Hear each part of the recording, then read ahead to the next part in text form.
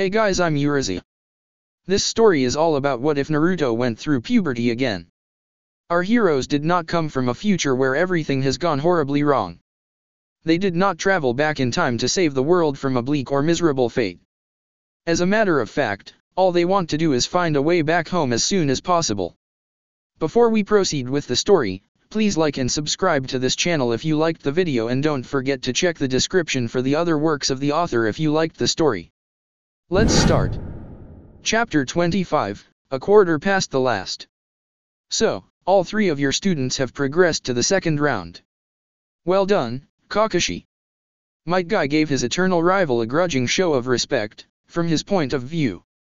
To anyone else, it would have looked like his usual nice guy pose trademark. It was the thought that counted, though. It's a shame about Lee's loss, Kakashi said. I understand he was your favorite. Favorite? Guy laughed. Please, Kakashi. No decent teacher would ever play favorites. I love all three of my pupils equally. Really? Kakashi gave Guy a disbelieving look. Because that's not how it looks from my perspective. Or literally anyone else's. What do you mean? Guy asked, giving him a genuinely baffled look. I simply give Lee the most help because he's the one who most needs that help. This time, he actually did perform his nice guy pose trademark. Kakashi's sweat dropped. Well, at least I know that I don't play favorites. He muttered. In an estranged timeline roughly 25 years ahead of this one, the sixth Hokage sneezed. Temari gulped a tad anxiously as she stepped down into the arena, facing off against her opponent. She did a good job of obfuscating her nerves with a show of mildly contemptuous disinterest, but those who knew her well would be able to see right through. Everyone had their tells, whether they knew it or not. Naruto knew Temari's as well as anyone short of her brothers and husband. Not that she knew that he knew. But even if Naruto hadn't had a fairly close acquaintanceship with Temari's future self, what with the woman being the wife of his advisor and right-hand man, he still had his empathic abilities, which derived either from some aspect of his Uzumaki ancestry, his mastery of Kurama's chakra, or both or neither. It was a little ambiguous, depending on who you asked. Still, Naruto could tell that Temari was more than a little tense as she took her place across from him in the arena. It didn't take a genius to work out that she was at least a little scared of him, after his defeat of Gaara. To him that seemed a little silly, but people were weird like that. So, Naruto decided to break the ice with the best method he knew. Step 1, create a shit ton of shadow clones. Step 2, have those clones perform a mass transformation. Step 3. Step 4, profit. Reverse harem jutsu, Shikamaru style. Temari's first reaction was to stare blankly as a dozen-plus shadow clones transformed in puffs of white smoke before her eyes. Was this a joke? She misheard that, right? Yes, she had to have. No one in their right mind would seriously give their jutsu such a ridiculous name, unless you counted the Warwick no jutsu this kid had used against Gaara in the first round, of course. But really, how many variations could one guy possibly have on a single technique? Temari got the answer to her question as soon as the smoke cleared. Hey, babe. Want some sugar? Came the voice of her previous opponent in stereo. Lookalikes of Shikamaru Nara winked at her and struck poses they presumably thought of as cool or seductive, rather thin wisps of smoke the only thing covering their shame. Well, she thought. At least two, apparently. One of the not Shikamaras blew her a kiss. Temari shuddered. Possibly more. Up with the other disqualified competitors, the real Shikamaru side. What a drag, he grumbled. Hinata and Sakura shared a smile and a laugh, amused as much by Shikamaru's prototypically him response as by Naruto's choice of jutsu. Sasuke, on the other hand, face-palmed. Lee, for his part, was largely nonplussed. Karen was simply trying not to imagine a Rock Lee version of that jutsu. Gaara's sand had once more sprung up to block his view. And Shino furrowed his brow in mild consternation. That boy has a real obsession with his sexy jutsu, doesn't he?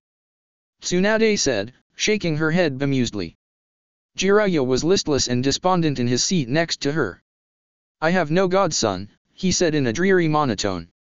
Tsunade snorted and gave him a punch on the shoulder, half friendly and half irritated. Oh, get over yourself. Harina, the hidden grass representative with a name as bland and generic as everything else about her village, cocked an eyebrow. That's an interesting jutsu, she said. How many variations does he have, I wonder? Who cares? Raza said flippantly, still a little peevish over Gaara's earlier loss. I find his regular sexy jutsu to be more agreeable, personally, said Hiruzen as loftily as he could manage. Harina smiled. Yes, that was a very interesting transformation as well. She hummed in what might have been appreciative recollection. The Hokage and Kazekage promptly developed matching nosebleeds as their imaginations ran away from them. Back down in the arena, Temari twitched. She closed her eyes for a moment, thanking her lucky stars for the smoke covering the private places of these henge. Then her eyes snapped back open, and she let out a low, dangerous growl. You, damn pervert. Fluidly, menacingly, she drew her war fan and unfolded it to reveal all three moons. Kama Itachi no Jutsu. With a lone swing, Temari kicked up a terrible windstorm. In her fury she exerted more power, if less control, making several of the trees in the arena rock and sway from the force of the shrieking gust, despite failing to hone the gale into a proper flurry of keen edges. Like exchanging a sickle and chain for a meteor hammer, she smote the battlefield with sheer blunt force. Dust devils cavorted at the feet of the naked Shikamaru harem, dirt and particulate specks of matter picked up and tossed in a crashing, twisting torrent. Temari glared daggers, her chest heaving a touch more laboriously in its accustomed respiration than it ought to have. Glinting on a dusky brow, a single bead of sweat trickled down into her eye. She winced and blinked it away. Perhaps pouring so much of her chakra into that attack hadn't been the best idea. She should not have been breathing this heavily already.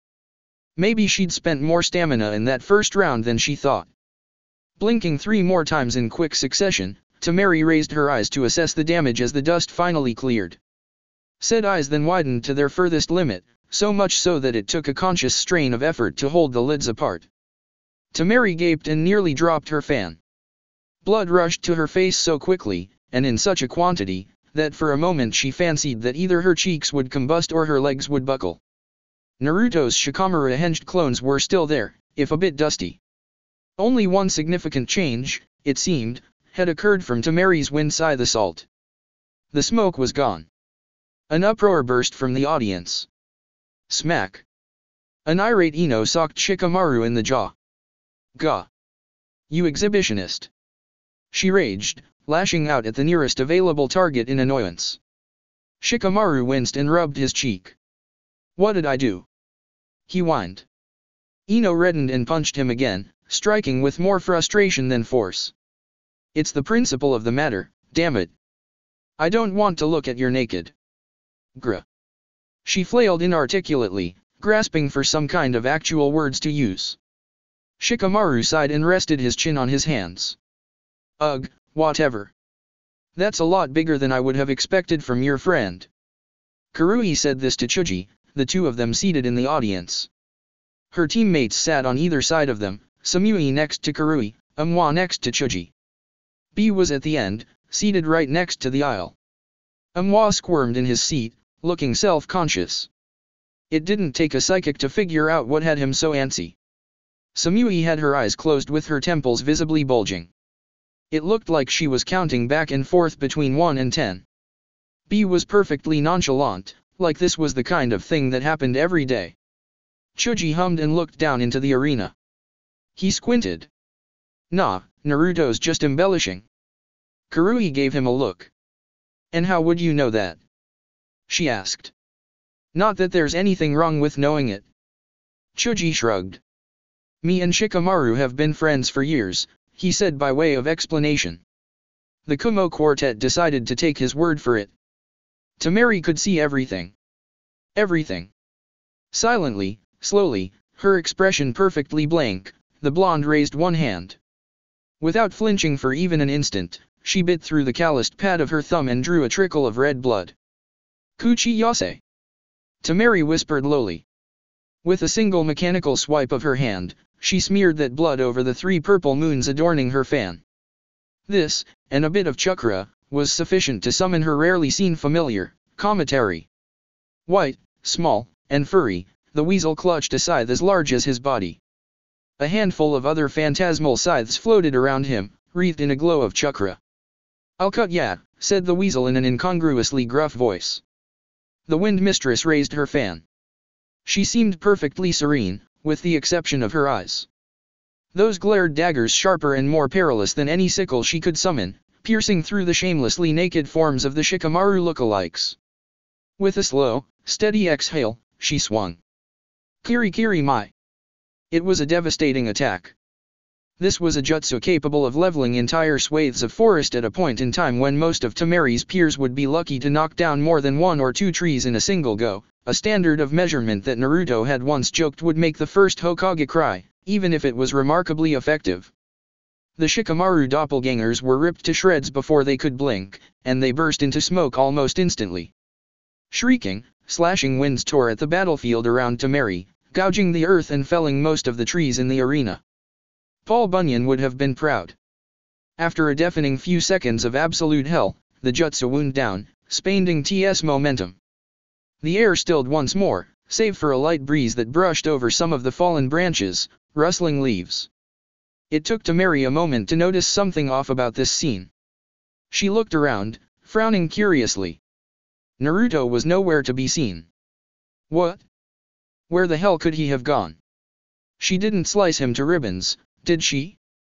An instant after thinking this, Tamari felt an abrupt and distinctive sensation in her gut. Her insides seemed to float, suddenly, as though bereft for a moment of any hindering, burdening substance. It was a feeling she recognized, if only somewhat. It was the sensation of weightlessness that came in the seconds before a free fall. She couldn't feel the ground beneath her sandals.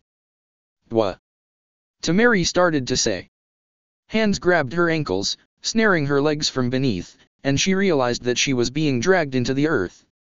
It swallowed her up like quicksand, in the blink of an eye rising up to envelop her legs, her stomach, her chest, her shoulders.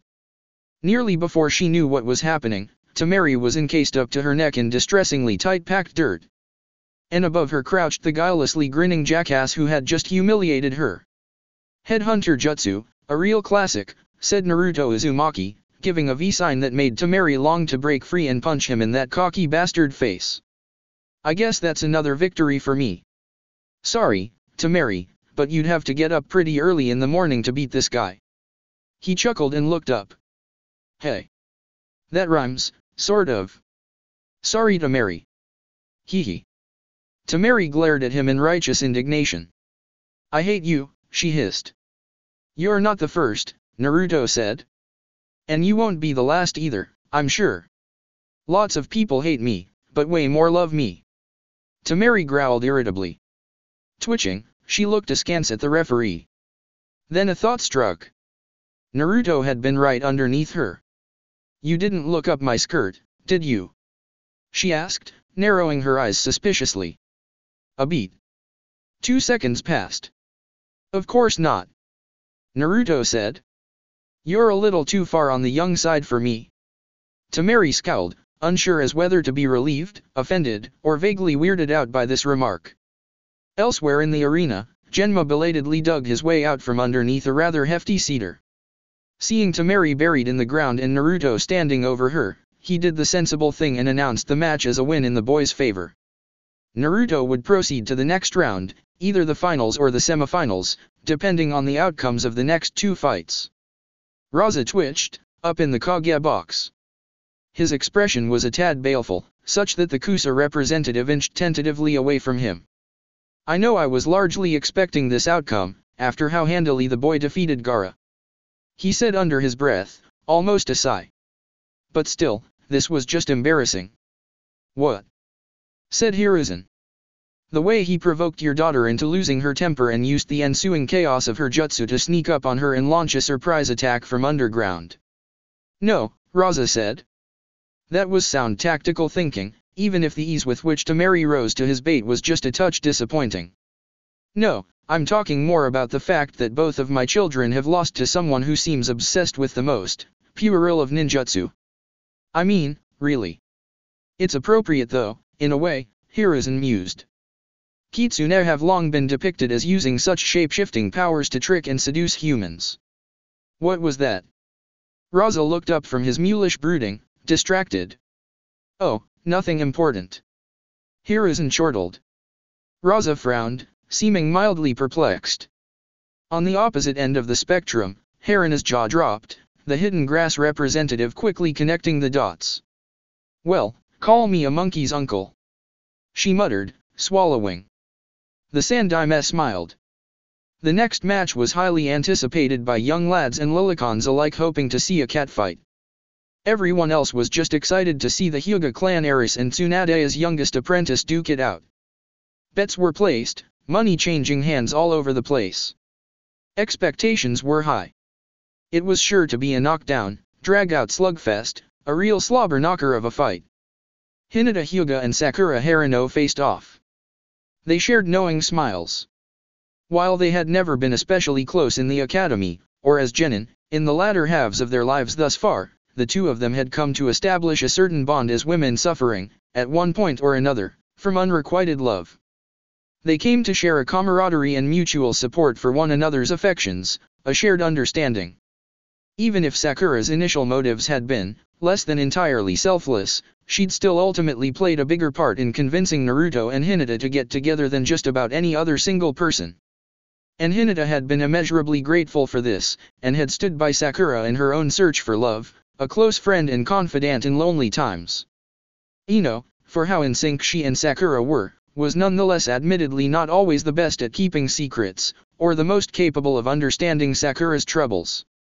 In matters of love, when it came to her relationship with Sasuke, it was usually Hinata in whom Sakura confided, whose quiet strength and boundless patience she leaned on and borrowed to carry her through lonely years spent waiting for word from her husband. Hinata and Sakura got each other in a way that few people did, male or female. Let's make this a good show, okay? Sakura said. Our success hinges on making this look impressive. Yes, Hinata said, nodding. Let's. It began. Sakura's fingers danced through a quick sequence of hand seals. With a grin, she slapped a hand down on the ground. Earth-style, mud-wave jutsu. The ground rippled violently, concentric circles traveling outward from the point of contact. Like the surface of a pond disturbed by a pebble, compacted soil rose and fell in a classic wave form. Hinata jumped over the crest of the first wave, landing in the trough and kicking off. She cleared the next two in a single bound, landing on the rear side of the fourth wave.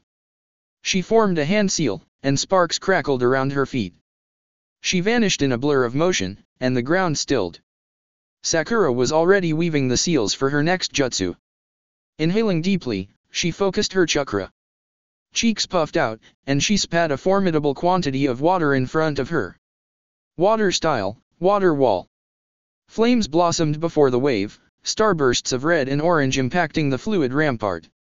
Hissing steam billowed, flame quenched and water boiled. For an instant, Hinata's silhouette was visible in the cloud of vapor. Then the steam broke on one side, a dark figure leaping out too fast for its shape to discern. It swerved quickly, looking like it aimed to flank Sakura. Scoffing, the pinkette formed another seal and kicked the ground.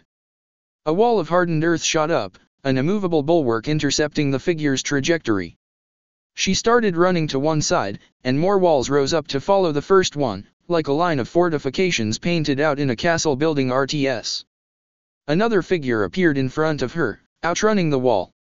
In the moment it slowed down while shifting its velocity, swerving on sandaled toes to face her with pale eyes. She saw that it was Hinata. Or maybe a clone, at least. Sakura cocked her arm back and curled her hand into a fist. Earth Spear. Her skin darkened, like getting a considerable tan in mere seconds. She punched. Her fist passed Hinata's head. The flesh and blood blow didn't land, but the bow wave from her arm, the mere wake of her punch, was enough to knock the other girl off her feet. Hinata stumbled and fell into Sakura's body. There was a smile on her face. A shadow clone destabilized. In lieu of a harmless puff of smoke, it broke apart in forks of electricity lashing Sakura's body, coursing through her defensive jutsu like it wasn't even there. Damn, that's bracing. Sakura hissed, biting her lip. Her skin reverted to its normal shade, except that her face was a touch rosier than usual. She smirked crookedly. "Are you trying to get me excited, Hinata-chan?" She stepped to the side, and Hinata passed palm first through the air where Sakura's back had been a second earlier, a silent and cat-like pounce. "Perhaps I am." Hinata smiled in good humor. "That's one way to take an opponent out of the game, isn't it?" "A very unorthodox way." Sakura laughed. They spun. A fist came up with blinding speed, ripping through the air like an anti-tank round. Fluid and graceful, Hinata twisted her torso and sidestepped, a palm lancing out at the same moment. Sakura's punch clipped Hinata's midsection, and Hinata's strike grazed Sakura's shoulder. One staggered and coughed up a bit of blood-flecked spittle, pressing a hand to her gut and wincing. The other grimaced and flexed, clenching her fist stiffly and awkwardly, her arms' movements a bit clumsy. Meeting one another's eyes, they leaped back to gain distance, then snapped their hands together in a blinding series of seals.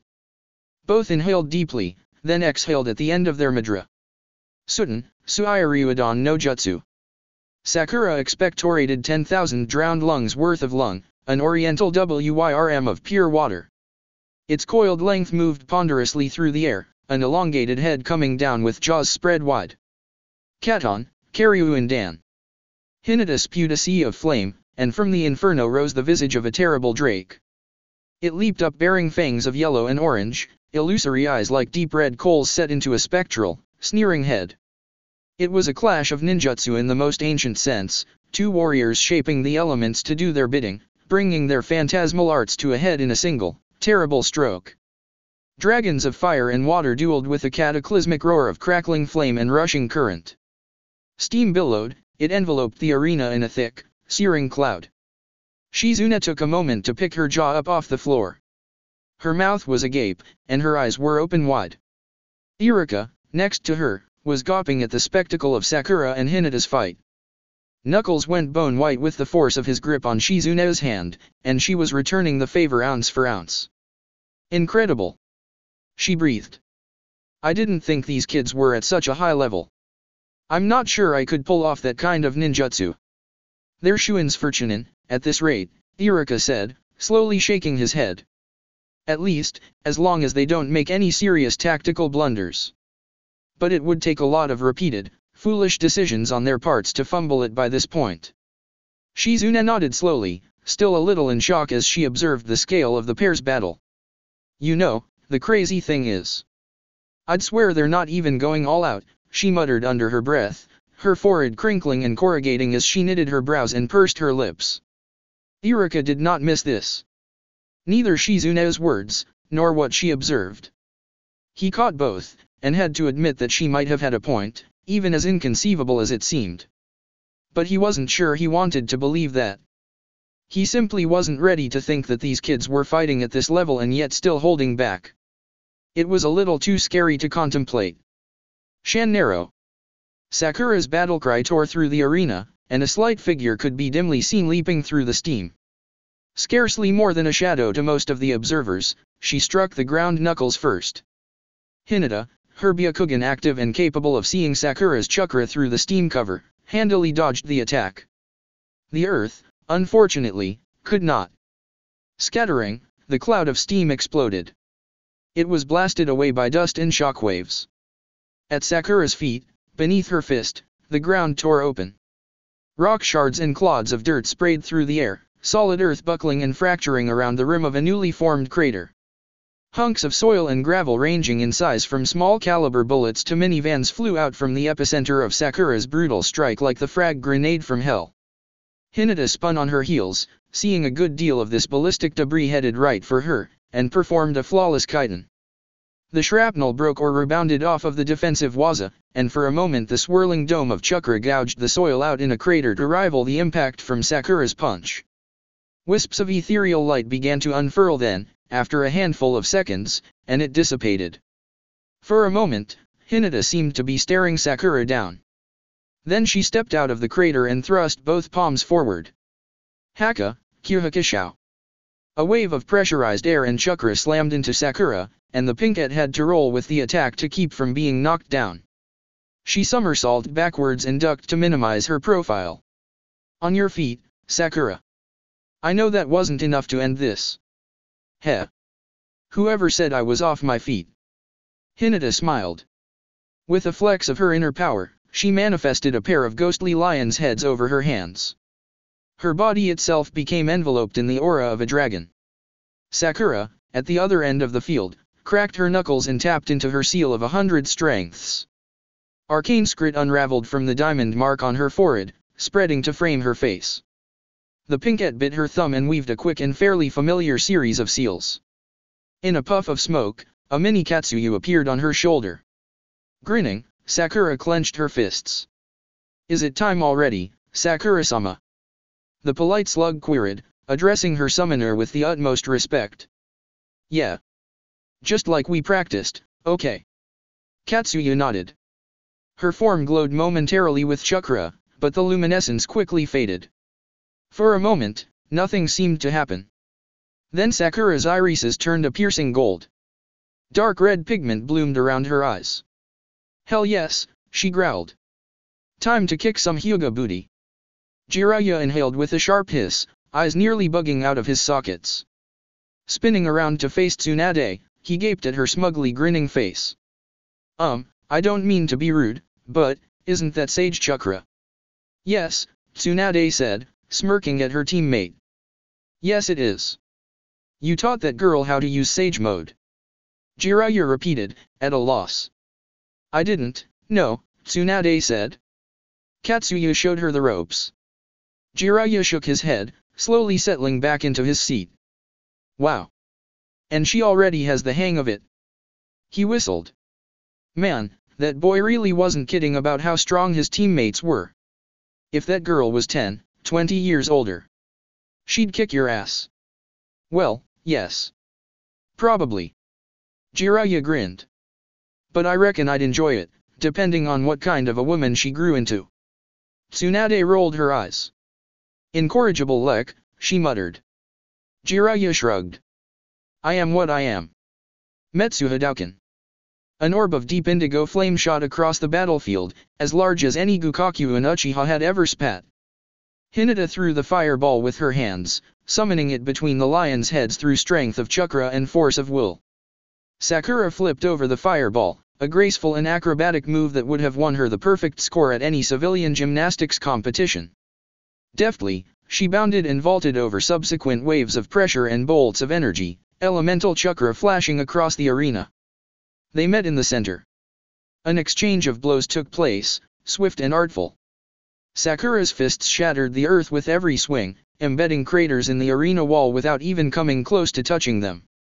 Hinata danced a perilous tango with her foe. The dragon aura absorbed the worst of the force from Sakura's blows, but it was still enough to nearly lay her out flat with every strike.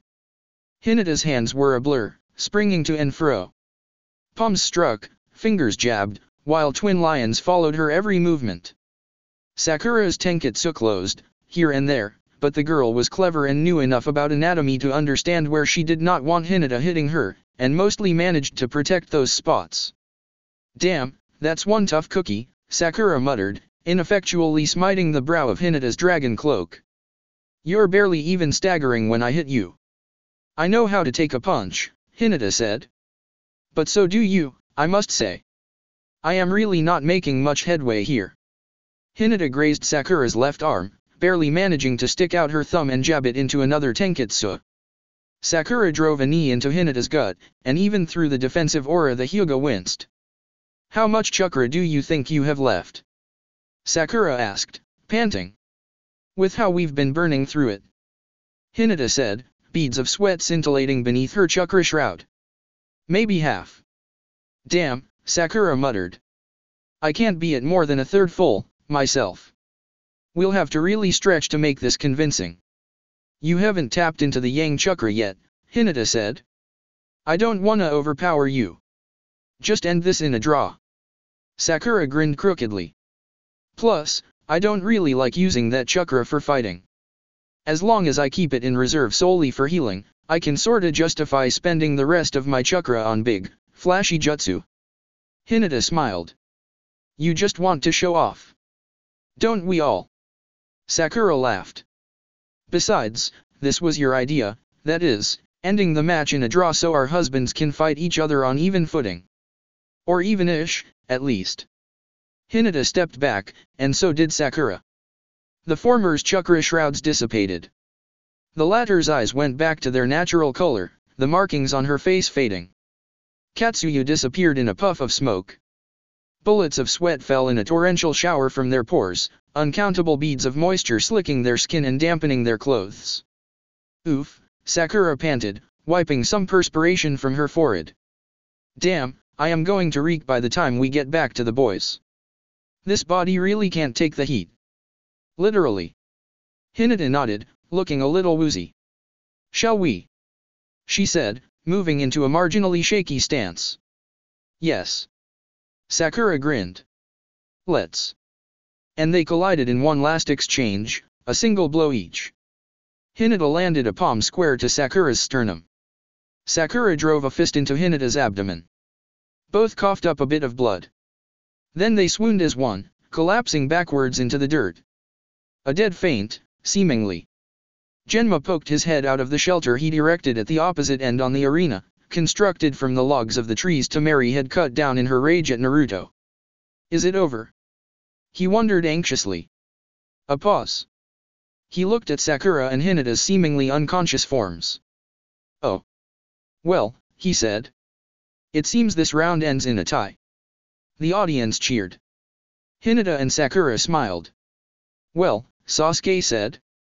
It looks like we'll be fighting each other in the finals, Naruto.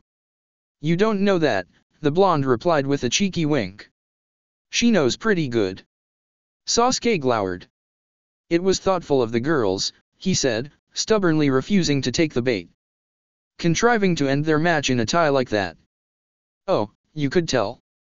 Naruto hummed. Yeah, it was a hell of a show. They were holding back.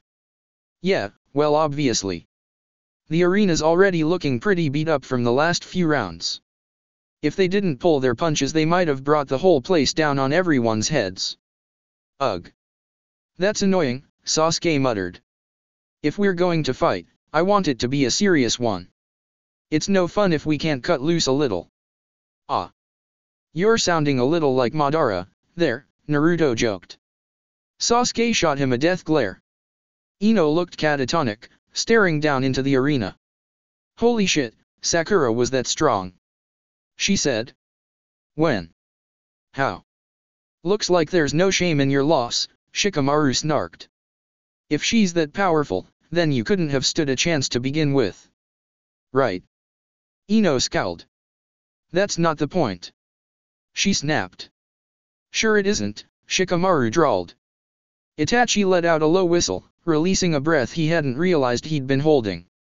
Hayashi Hyuga, one row ahead and 2 seats over, had his hands folded solemnly in his lap. I am convinced, said the Hyuga patriarch simply, steadily. Our clan's entire system is bullshit. Neji couldn't help but smirk a little, overhearing this. Vindication had never tasted so sweet. Tenten, on the other hand, looked surprised to hear such an austere personage as Hayashi swearing. What is bullshit, father? Hanabi asked innocently, not recognizing the word. Tradition, said Hayashi laconically, a response that would cause a few hilarious misunderstandings sometime down the road. Itachi eyed this scene bemusedly, then shook his head.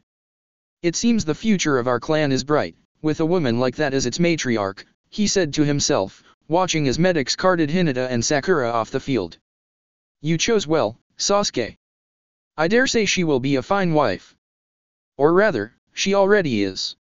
Our little girl is all grown up. Mabuki Harano wept tears of motherly pride.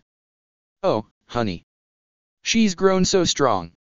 She clasped her hands as if thanking heaven or providence for their daughter's show of skill and power. Beside her, the stout and burly Kaizushi, her husband, sniffled. Ah, I'm so proud. He said. Our little Sakura has truly blossomed. Except for her bosom, Mabuki sniffed, smiling wanly. She gave a joking smile. That's still just a bud. Yes, Kaizushi repeated, clearing his throat. Our little cherry blossom has truly flowered. Why, before we know it, she'll have given away her cherry to some no-good punk, and then what will she be left with? An empty tree. He laughed tearfully. She'll always have us, Mabuki said. Yes, she'll always have her parents, Kaisashi agreed. I refuse to die until she's 100. Now, for the last match of the semi-finals. Are you going to fight me, Sasuke? Shino stood across from the one-armed Uchiha, hands in his pockets. He was inscrutable, with his sunglasses and high collar, his face nearly expressionless. Picture-perfect stoicism. But Sasuke could detect a hint of impatience beneath the surface. Shino was actually a rather sensitive guy when you got down to it. He hated to be ignored, and not just because of the dreadful, terrible, simply perfect pun of mushy, meaning bugs, and mushy, meaning to ignore. You're awfully restless, he observed, smirking just a tad. I haven't fought a single serious opponent since the Forest of Death, the insect user said. And even that was only a giant snake. I wouldn't have taken you for the sort of guy to get worked up about fighting. Shino pushed his sunglasses up the bridge of his nose. He may or may not have used this action as an excuse to subtly flip Sasuke the bird. Probably not, but one can always imagine. And I'm not, he said. But combat is an inherent aspect of shinobi discipline, and while I may know full well where I stand in the fields of stealth, tracking, infiltration, and evasion, my fighting ability is less certain. You want to know how good you are in a fight, Sasuke said, cocking his head. Is that it? But you did pretty well in your last 2 matches. Against insignificant opponents, yes, Shino said. He inclined his own head. But you are much stronger, aren't you? The fame of the Uchiha is still great, despite their tragic loss. You heard the press release. Sasuke shrugged. It wasn't that big a loss. Shino hummed thoughtfully. You're not upset about their deaths, then? That was years ago, Sasuke said. I've given up dwelling on the past. From his perspective, this was a perfectly truthful statement. From his perspective. And has that made you stronger? Shino wondered aloud. Your skill precedes you, or at least rumors thereof. You saw my last 2 fights, Sasuke replied. You know what I can do. Shino stared at Sasuke, presumably. It was a little difficult to tell exactly where he was looking, with those sunglasses. Do I? He said. I think you have been holding back. Sakura is not the strongest member of your team. How do I know this? Simple. Akamaru is able to detect a person's chakra and rough combat ability. Shino raised a hand. On the back of it crawled a small Kakaicha. According to Kiba, he continued, Sakura is the weakest member of Team 7. Therefore, you and Naruto are stronger. Despite this, you have not yet displayed any abilities significantly exceeding what Sakura showed in her fight with Hinata. Thus, you have been holding back. Ha! Very good, Sasuke said, smiling. I'd applaud your deductive reasoning, but that would require me to answer an unanswerable question. And I'm not terribly into Zen. He raised his one hand. Shino gave Sasuke a deadpan look. That was a terrible joke. So now you're an expert on humor, too. Sasuke laughed. Enough prelude, Shino said. Talk is cheap. He stepped forward and spread his arms. Bugs poured out from under his sleeves, a glistening black mass comprised of hundreds of tiny, cheaty noose forms. It was an entomophobe's worst nightmare come true, a glossy wave of buzzing drones flying out in attack formation. Sasuke teleported and past the bugs. 1 second he was several feet away, the next second he and Shino were within accidental kiss range. Sorry, but no, Sasuke said. One close call is more than enough for today. A 6-pointed star encompassed Shino's entire field of vision, black on red on black on white. Tsukuyomi. Shino collapsed after 3 seconds spent locked to Sasuke's stare, a dead faint. Fast asleep. He dreamed strangely pleasant dreams of a vaguely boyish girl in a very short skirt, a girl with tan skin and short green hair. Naruto and Sakura weren't the only matchmakers on Team 7. Sasuke was just a lot more subtle about it. Chapter 26, Titanomachy.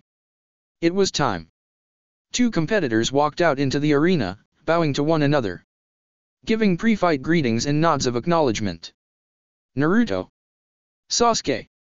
In the Kage box, Raza and Haruna looked more bored than interested, most likely because the participants from their villages were out of the running. Now it was just a fight of one Konoha ninja versus another Konoha ninja. Even if one of those ninja was one of the last survivors of an ancient and noble clan, and the other was obviously the son of the fourth Hokage and slightly less obviously the Jinchuriki of the nine-tailed demon fox, not that Raza had actually worked out that last bit, yet, it was still ultimately just a fight between Leaf Ninja. Neither the Kazekage nor the Kusagaku or Jonin Council's representative had any particular investment in this match.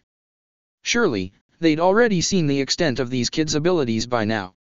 Maybe they might still have one or two tricks left up their sleeves, but how much more could there really be? They were both already shoo-ins for Chunin, anyways. It didn't matter to them who, out of Naruto and Sasuke, won. Either way, it was a victory for Konoha. Big deal. The tension in the audience, on the other hand, was so thick you could have cut it with a knife. Admittedly, actually trying to do so would have promptly earned one a shuriken through the eye from one of the Twitchier ninja spectators, but it was still a useful metaphor. And the chakra was just as thick, between Naruto and Sasuke. Iruka was torn between swelling with pride and developing an aneurysm. Shizune was patting him on the shoulder and fighting the urge to sweat drop at the sheer levels of power radiating from the arena. Jiraiya grinned smugly, and Tsunade scoffed. Anko cackled and puffed out her chest, draping an arm over Kakashi's shoulder. Guy, on the copy ninja's other side, was wide-eyed and bushy-browed. Asuma and Kurenai, in another section of the audience, respectively puffed on a cigarette and took a draught from a flask smelling strongly of vodka. Hayate Gecko and Yojao Izuki were not present in the stands. They'd slipped away to share some alone time at the start of the second round, and were probably snuggled up in some remote cranny right about now. The other Konoha ninja in the audience demonstrated reactions ranging from hometown pride to slight anxiety. Even civilians with zero chakra sense could feel the pressure emanating from the arena. Hell, the stadium itself was nearly starting to shake as Naruto and Sasuke presented the seals of confrontation to one another. Itachi Uchiha had his Sharingan active, and he was sitting ramrod straight in his seat. He was one of the only people here, along with the Sandaime and the time travelers themselves, and their mentors and sensei, to a lesser extent, who had any idea of just how high up the relative power scale Naruto and Sasuke really were. Him, and basically just about every sensornin within 10 miles of the arena. Whether the two boys had been partially erasing their presences until now, or had only just now begun to seriously imbue their chakra, the effect was truly awe-inspiring either way. Itachi was sure he could see pebbles and smaller bits of debris floating up around and between the youths as they stared off in the arena. Hayashi and family, in one of the rows in front of Itachi, were blatantly gobsmacked.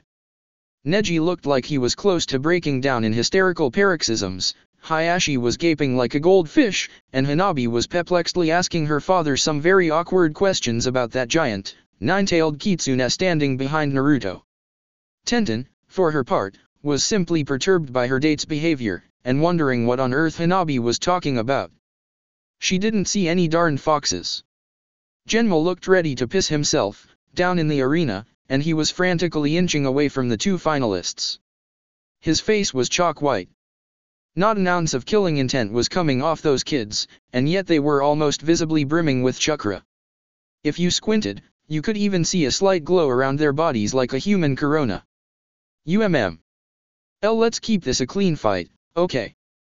Genma squeaked, standing around 15 meters, nearly 50 feet, give or take, away from the pair.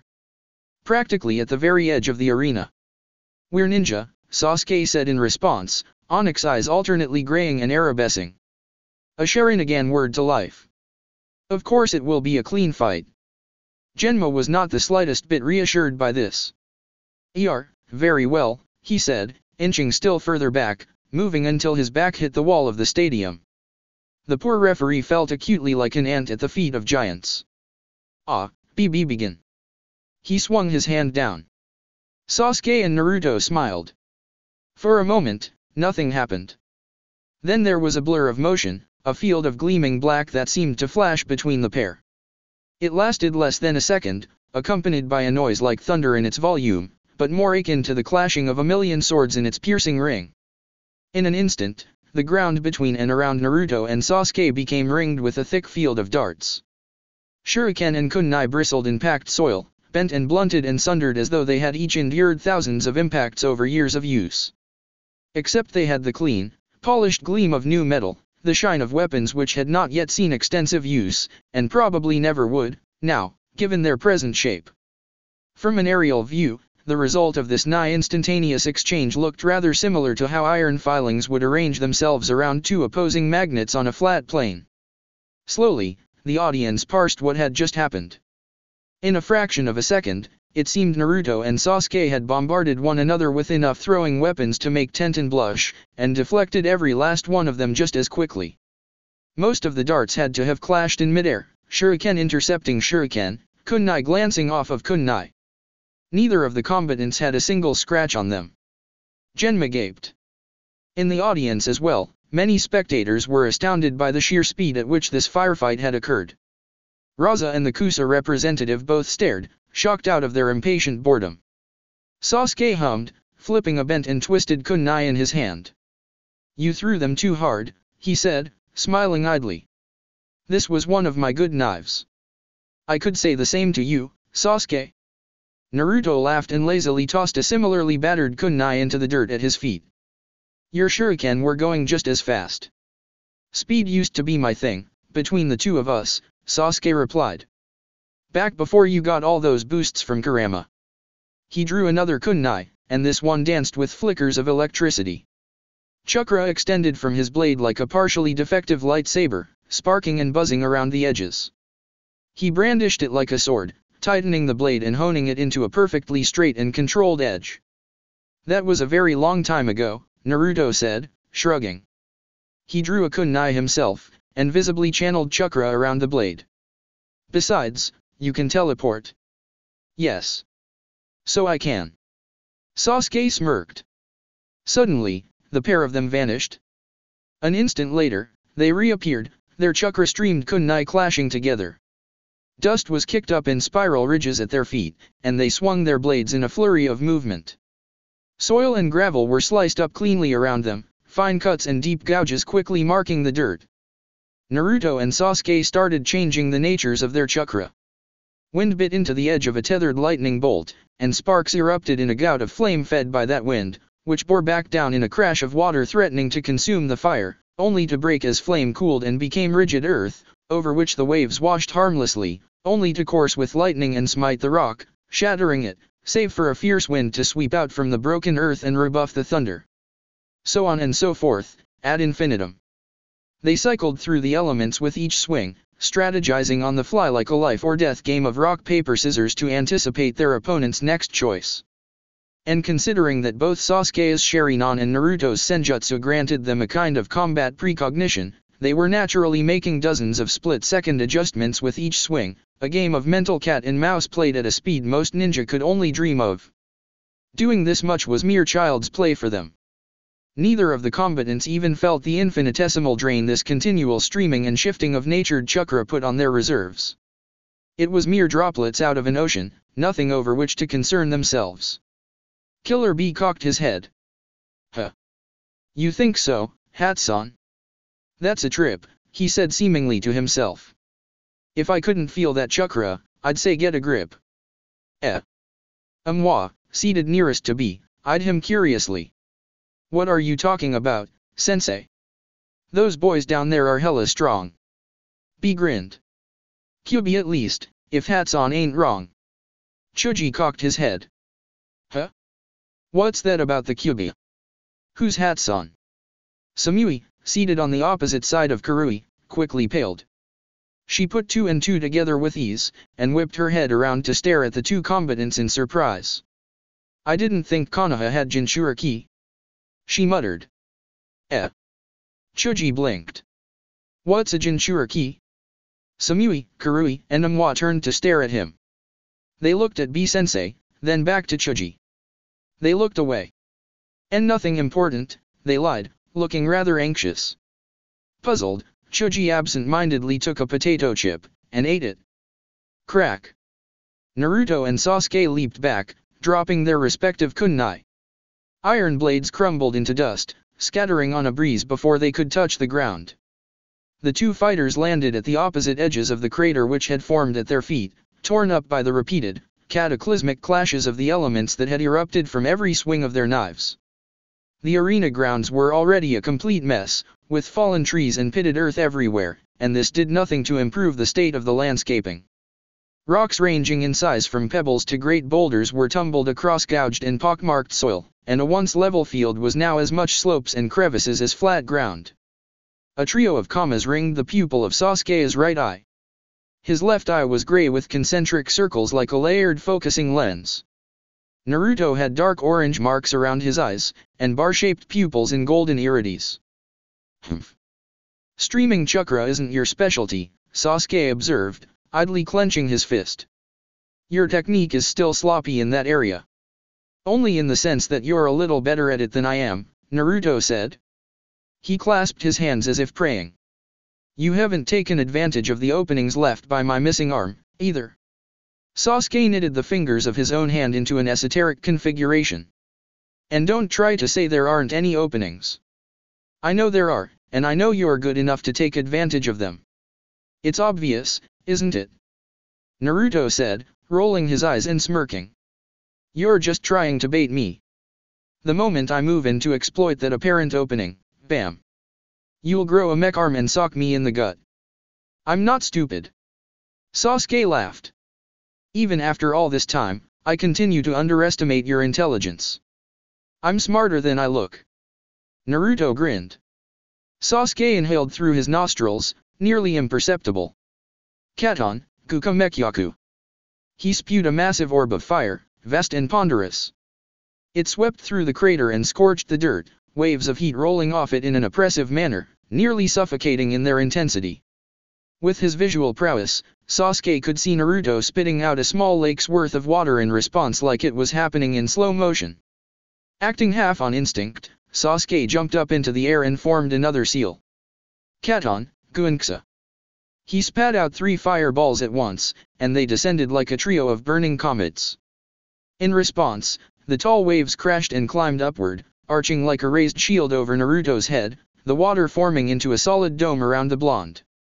It looked like a Daibakuzu Ishao Urha, but Sasuke wasn't completely sure. Either way, of course, the jutsu would probably suffice to nullify his 2 fire attacks. Sasuke looked at the ground behind Naruto, and he teleported behind his teammate in an instant. He raised his hand, and it sparked with electricity. But lightning would penetrate with ease. Cheeto! A fist crashed into his jaw, and Sasuke stumbled back. The attacker spun around, aiming to drive an elbow into his gut. He caught this with his hand, but his assailant twisted and flipped upside down, and a hard knee struck his shoulder. Sasuke let go and body flickered a few steps back. A shadow clone stared him down with the same sage mode eyes as its maker. Naruto's water dome steamed and rippled as the flames from Sasuke's prior jutsu washed over it. Only a couple of seconds had passed. By their usual standards, the blonde was effectively standing still. He turned around slowly inside the dome as the flames continued to gutter and fizzle. Mind you, the speed of this action would still have seemed respectable to most ninja, and terribly impressive to most civilians, but it was painstakingly slothful to Sasuke's perception. The original Naruto was far from his primary concern, however. Sasuke ducked to avoid having his head taken off by a Raisin Shuriken, then jumped over a second Raisin Shuriken, and teleported to the left to dodge a third and fourth. Shrieking detonations tore up the battlefield, Naruto's shadow clone throwing around Raisin Shuriken like they were, well, ordinary Shuriken. Sasuke burned a few precious seconds on the evasive, weaving and rolling and leaping and teleporting to avoid a seemingly endless barrage of randomly natured Raisin Shuriken. One scorched the earth in a hellstorm of fire, leaving behind vitrified soil like glass. Another crashed and rumbled with the sound of thunder, smiting the arena wall like Thor and Zeus playing a game of darts. The water dome collapsed. Yet another Raisin Shuriken exploded in a shower of lava after carving a trench halfway across the field, filling one of the larger craters up to the brim with molten rock. Even more caused everything from localized earthquakes to blizzards to screaming Kama Itachi on steroids. And this was still only a fraction of the elements at Naruto's disposal. Wow, and here I thought Sasuke had won the lottery with his chakra natures. Anko whistled, looking down into the arena as her apprentice dodged through a bullet hell of insanely destructive jutsu. Where would a person even get all those affinities? I know his mom didn't have half that crap, and the Yondaime's parents were just fishermen. Kakashi shrugged. For sanity's sake, I've been assuming he got it from, well, you know. He looked around, seeing a number of foreigners and kids in the seats around them. Furry little problem. Kurama, you mean? Said Guy. Kakashi turned his head to stare. And how do you know that name? He asked.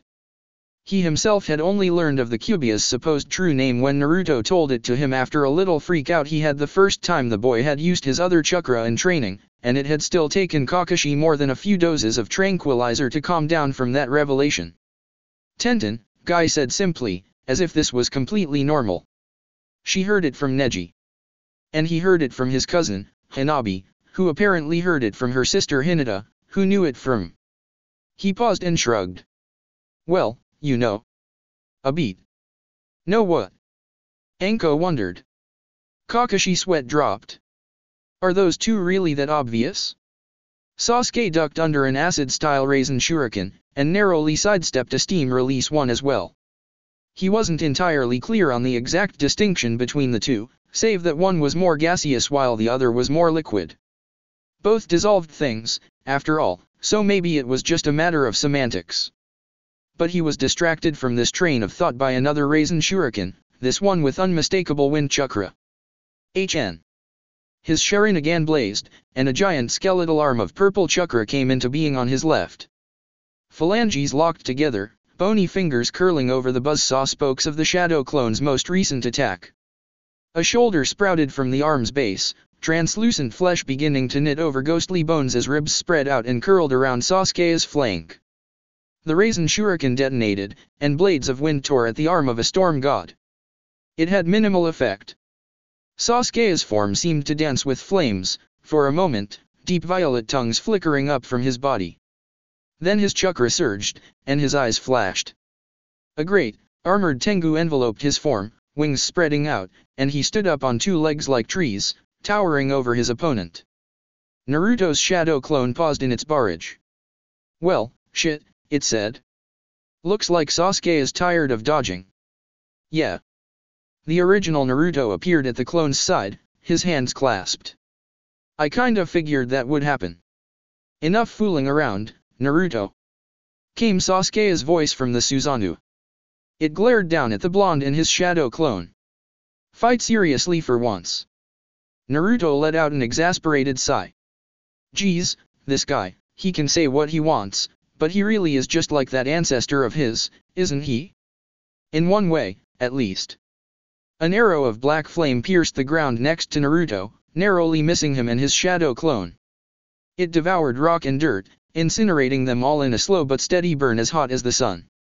Or that's how it was classically described, at least. If you don't want to fight me for my sake, then do it for your sake, Sasuke said, his Susanoo stepping forward and making the ground tremble under its weight. It's only natural, after all, for a man to want to show off in front of his, well. He trailed off. The semi-real visage of a Tengu warrior curled in a knowing smirk, mirroring the expression on its creator's face. A moment passed. Go set up a barrier, said Naruto to his clone. He rolled his shoulders and cracked his knuckles, an eye twitching. This fight's become a matter of pride, it would seem. He smirked half in spite of himself. His shadow clone nodded and formed a cross seal, splitting into 4 identical blondes. The duplicates scattered to the corners of the arena. Naruto, the original, took a deep breath as his clones clasped their hands and stood in formation, flaring their chakra. As the fiery crimson walls of a 4-red yang formation barrier joined around the battlefield and rose into the sky, Naruto slowly exhaled. Orbs of black as deep and dark as the metaphorical void manifested behind him, and his clothes became wreathed in a rune-marked, shining gild. He clutched a monk's staff in his right hand, an implement of purest ebon, and a coat of flame danced over his torso. Sasuke swung a fist down, and the austere visage of the Nine Tails caught the blow on a shimmering brow, a shroud of golden chakra in the shape of Kurama's head manifesting to guard Naruto. The ground depressed into a crater at his feet, a vast bowl of cracked and crushed soil thrice as wide and twice as deep as any that had been made by Sakura or Hinata. You want to fight, Sasuke? Naruto grinned. Do you? Sasuke rejoined. In answer, the fox head's mouth opened and spat a Bijudama into Suzanu's face. Spectators dumbly gaped. That's an impressive barrier jutsu, Kinchuchi hummed, seated next to Tayuya. It reminds me a little of your Shishi engine. I bet it's nowhere near as strong, though. She smirked, an expression intended to share a sense of confidence with her girlfriend. Tayuya sheepishly averted her gaze. The four violet flames formation, she knew, could theoretically be performed by any four halfway competent Chunin. In contrast, the four red yang formation could only be performed by cage-level ninja. Lord Orochimaru had emphasized this point when teaching the sound for their barrier jutsu. Shizuki Yujin was to Shishi engine, he'd said, as a tiger was to a house cat. The last time on record that the former jutsu had been performed, it had been by Lord Orochimaru himself, working alongside his old master and teammates. The god of shinobi and legendary Sunin. That was the baseline minimum level of power needed to pull that jutsu off. Yeah, Tayuya said, not meeting her girl's eyes. Sure. But I suppose it's impressive, in its own way, Kin continued, chortling haughtily. That these losers could perform even a much degraded form of your own jutsu. Right, Tayuya murmured. She winced and coughed into her fist, fidgeting. It's not exactly my jutsu, though, it does take all four of us sound four to pull it off, after all. Kin looked at her with half-lidded eyes. Modesty doesn't suit you, dear, she said flatly. Tayuya blushed and decided to change the topic. What is that? Neji deadpanned, pointing at Sasuke's Susanoo. Looks like a giant made of chakra, said Tenten. Well, yes. Obviously. But where did it come from? Wasn't your Byakugan active, nephew? Hayashi said, veins bulging around his eyes. It looked to me like the chakra came from his Sharingan. Is that a Dujutsu power, then? Hanabi wondered. Making giant armor out of chakra. Neji twitched. It can't be, he protested. That doesn't make any sense. Itachi, a row or two back, cocked his head. How so? He inquired, catching the Hyuga family's attention. It makes perfect sense to me. Neji's sweat dropped. Susanoo brandished a sword of black flame, and Sasuke swung the blade in a wide arc. Tongues of burning pitch lashed out, carving through the arena floor like a knife through warm butter, gouging deep rifts down even into bedrock. Shizuki Yujin shuddered and flexed, and the air whipped and whirled about Susanoo, roaring in displacement with every movement it made. Naruto darted around, nimbly dodging every stroke of Sasuke's giant, burning sword. He flew both metaphorically and literally, zipping about Susanoo's feet and shooting up around its head. He intermittently thrust fists of chakra at the guardian construct's body, hands several times the size of his body appearing out of nowhere to punch the armored icon. Then he began to retaliate in earnest. Holding out his shakujo, the staff he'd formed from a truth-seeking orb, Naruto swiped it through the air. Blades of wind arced out along the trajectory his strokes described, slashing at its limbs. He stabbed the butt of the staff down, and the ground at Susanoo's feet turned to mud, a deep mire. Burying it up to its waist. Jabbing the tip upward and swinging the staff down, he called lightning from a clear sky. Smiting its head. Spinning it around, he summoned a raging deluge from cracks in the earth. Battering its flanks. Thrusting it forth, he spewed a torrent of flames. Enveloping its chest.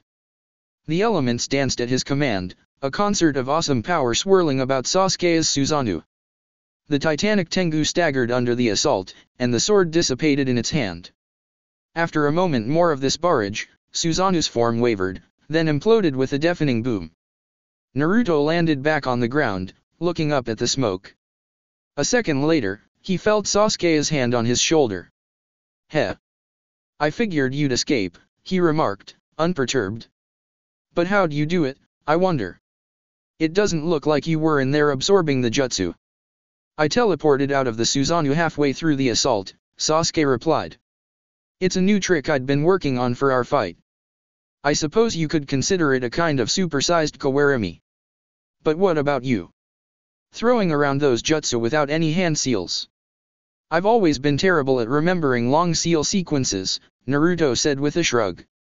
You know that. In Six Paths Sage mode, at least, I find it easier to just manifest the elements and shape them directly. Kinda like with Raisin Shuriken, but simpler. Sasuke rolled his eyes. Only you could say something like that with complete sincerity, Naruto, he said. Literally anyone else would tell you that's completely backwards. Naruto laughed. I suppose it is, isn't it? He said. But I think that's how I've always been. Yes. Perhaps. Sasuke chuckled. For a moment, they just stood like that, Sasuke behind Naruto with his hand on the blonde's shoulder. Then they exploded once more into motion. A truth-seeking orb slammed into Sasuke's chest, throwing him back. Two more orbs followed this one, and began shaping themselves into restraints. Sasuke manifested a partial Susanoo, though, and the orbs crashed against an armored torso. Electricity sparked from his fingers. Black lightning crashed down on Naruto's shoulder, throwing him forward, and the blonde had to spin in midair and dig the butt of his staff into the dirt. Forming the seal of confrontation, he conjured up a full-sized Biju shroud. Kurama opened his mouth wide and swung his tails. The barrier surrounding the battlefield shuddered and warped, flexing from the force of terrible shockwaves. The nine tails spat an incomplete Biju Dama, a wave motion gun of pure chakra blasting out with a roar. It washed over Susanoo, a wall of blinding light. After a moment the giant stood up, seemingly unperturbed, and produced an ornate longbow as tall as the Hokage Tower. It was unfazed, undamaged. Naruto looked out from inside Kurama's throat. You're absorbing ninjutsu now, huh? He guessed. Sasuke smiled and knocked an arrow. So I am. In the waiting area, most of the disqualified participants watched this fight in steadily mounting awe. That's an awful lot of chakra, Karen murmured, swallowing. Wow. Holy shit. Where in the world were they hiding all of that? What do you mean, Karen-san? Lee looked quizzically at his girlfriend. He could see the awesome display out there with his own two eyes, of course, but being a pure taijutsu user with no talent for ninjutsu or genjutsu, Lee didn't really have any particular frame of reference for just how much jutsu like this would take out of a normal shinobi, nor any ability to objectively measure the amount of power being thrown around. He understood that this kind of thing was insanely impressive, to be sure. He wasn't blind. But, still, the sheer scale of this fight kind of threw everything out of perspective. He couldn't even begin to imagine it, despite seeing these things unfold with his own two eyes. Those two are monsters, Karen said, weakly gesturing to the combatants. She looked pale, and she was trembling. Goddamn. I've never felt so much chakra coming from a single person, ever, let alone two at once. She shuddered. It's beyond human. How do you even begin to cultivate reserves like that? Lee cocked his head and hummed thoughtfully for a moment, stroking his chin. Then he smiled and gave his girlfriend a thumbs up. Isn't it obvious? Hard work, of course. He beamed. Naruto-kun and Sasuke-kun must truly be paragons of diligence, to achieve feats like this. Mere genius, surely, cannot account for such raw power. Karen's sweat dropped. I don't think you quite get what we're talking about. She mumbled. No matter. Lee laughed and threw an arm over her shoulder. With enough perseverance, even the tortoise can outrun the hare. Maybe they seem overwhelming now, but we'll just have to work 10 times as hard to catch up with them. He pulled Karen into a comradely hug, side by side, brimming with warm confidence. She blushed and melted in his arms, suddenly no longer caring about anything else. Raza twitched. I hate you, he told Hiruzen. The Hokage smiled. Whatever for? He asked. You know damn well what for. Raza glared and pointed into the arena, where the form of the nine-tailed demon fox could be seen as clear as day. That. Since when has Konoha had a Jinchuriki? Half a beat. Nearly as long as it has existed, said Hiruzen blithely. Haruna cocked an eyebrow and leaned forward, squinting at the spectacle in the arena. The two male Kage took a moment to appreciate the view. It's a well-kept secret, isn't it? She said. Is it really? The Sandaime laughed. Perhaps from the children. But otherwise. He shrugged and gestured vaguely. Raza scowled and leaned back in his seat. You are an utter bastard, he muttered. So I have been told. Hiruzen chuckled. A mushroom cloud of light blossomed at Kurama's feet. The gleaming fox bounded aside, tumbling as chunks of earth the size of oxen shot up with the speed of bullets and broke apart on his flank. He spat out a trio of bijudama. Aimed not at Susanoo, but its feet. Explosions ripped through the ground, tearing the arena to pieces. Susanoo staggered for a moment, toppling as it lost footing, only to spread its wings in a light into the sky. At their full size, now, the barrier felt very crowded. Susanoo's wingspan alone reached nearly the full distance from one wall to the other. Kurama's tails beat the sides of the barrier as he sprang up and spread his jaws wide.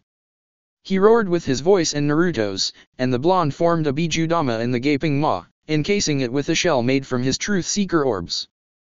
Clawed hands grabbed a Tengu's legs, and a kitsune spat a midnight black globe up into its gut.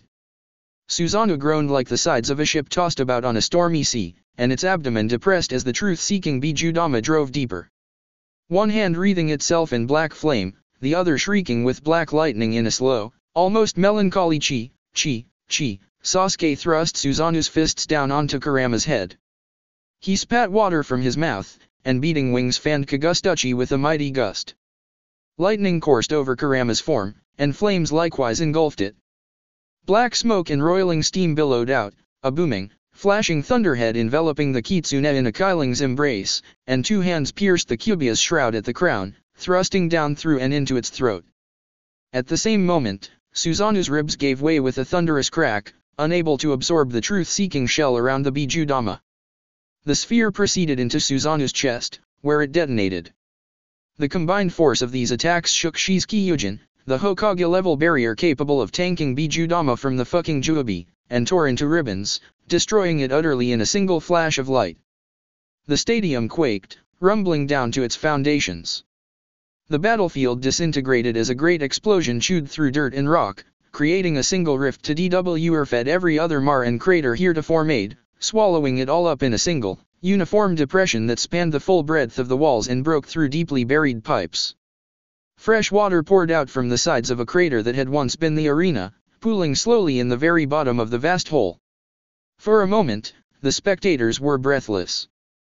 Genma, who had been outside the barrier when it was made, breathed a tentative sigh of relief as he scrambled back down the arena wall.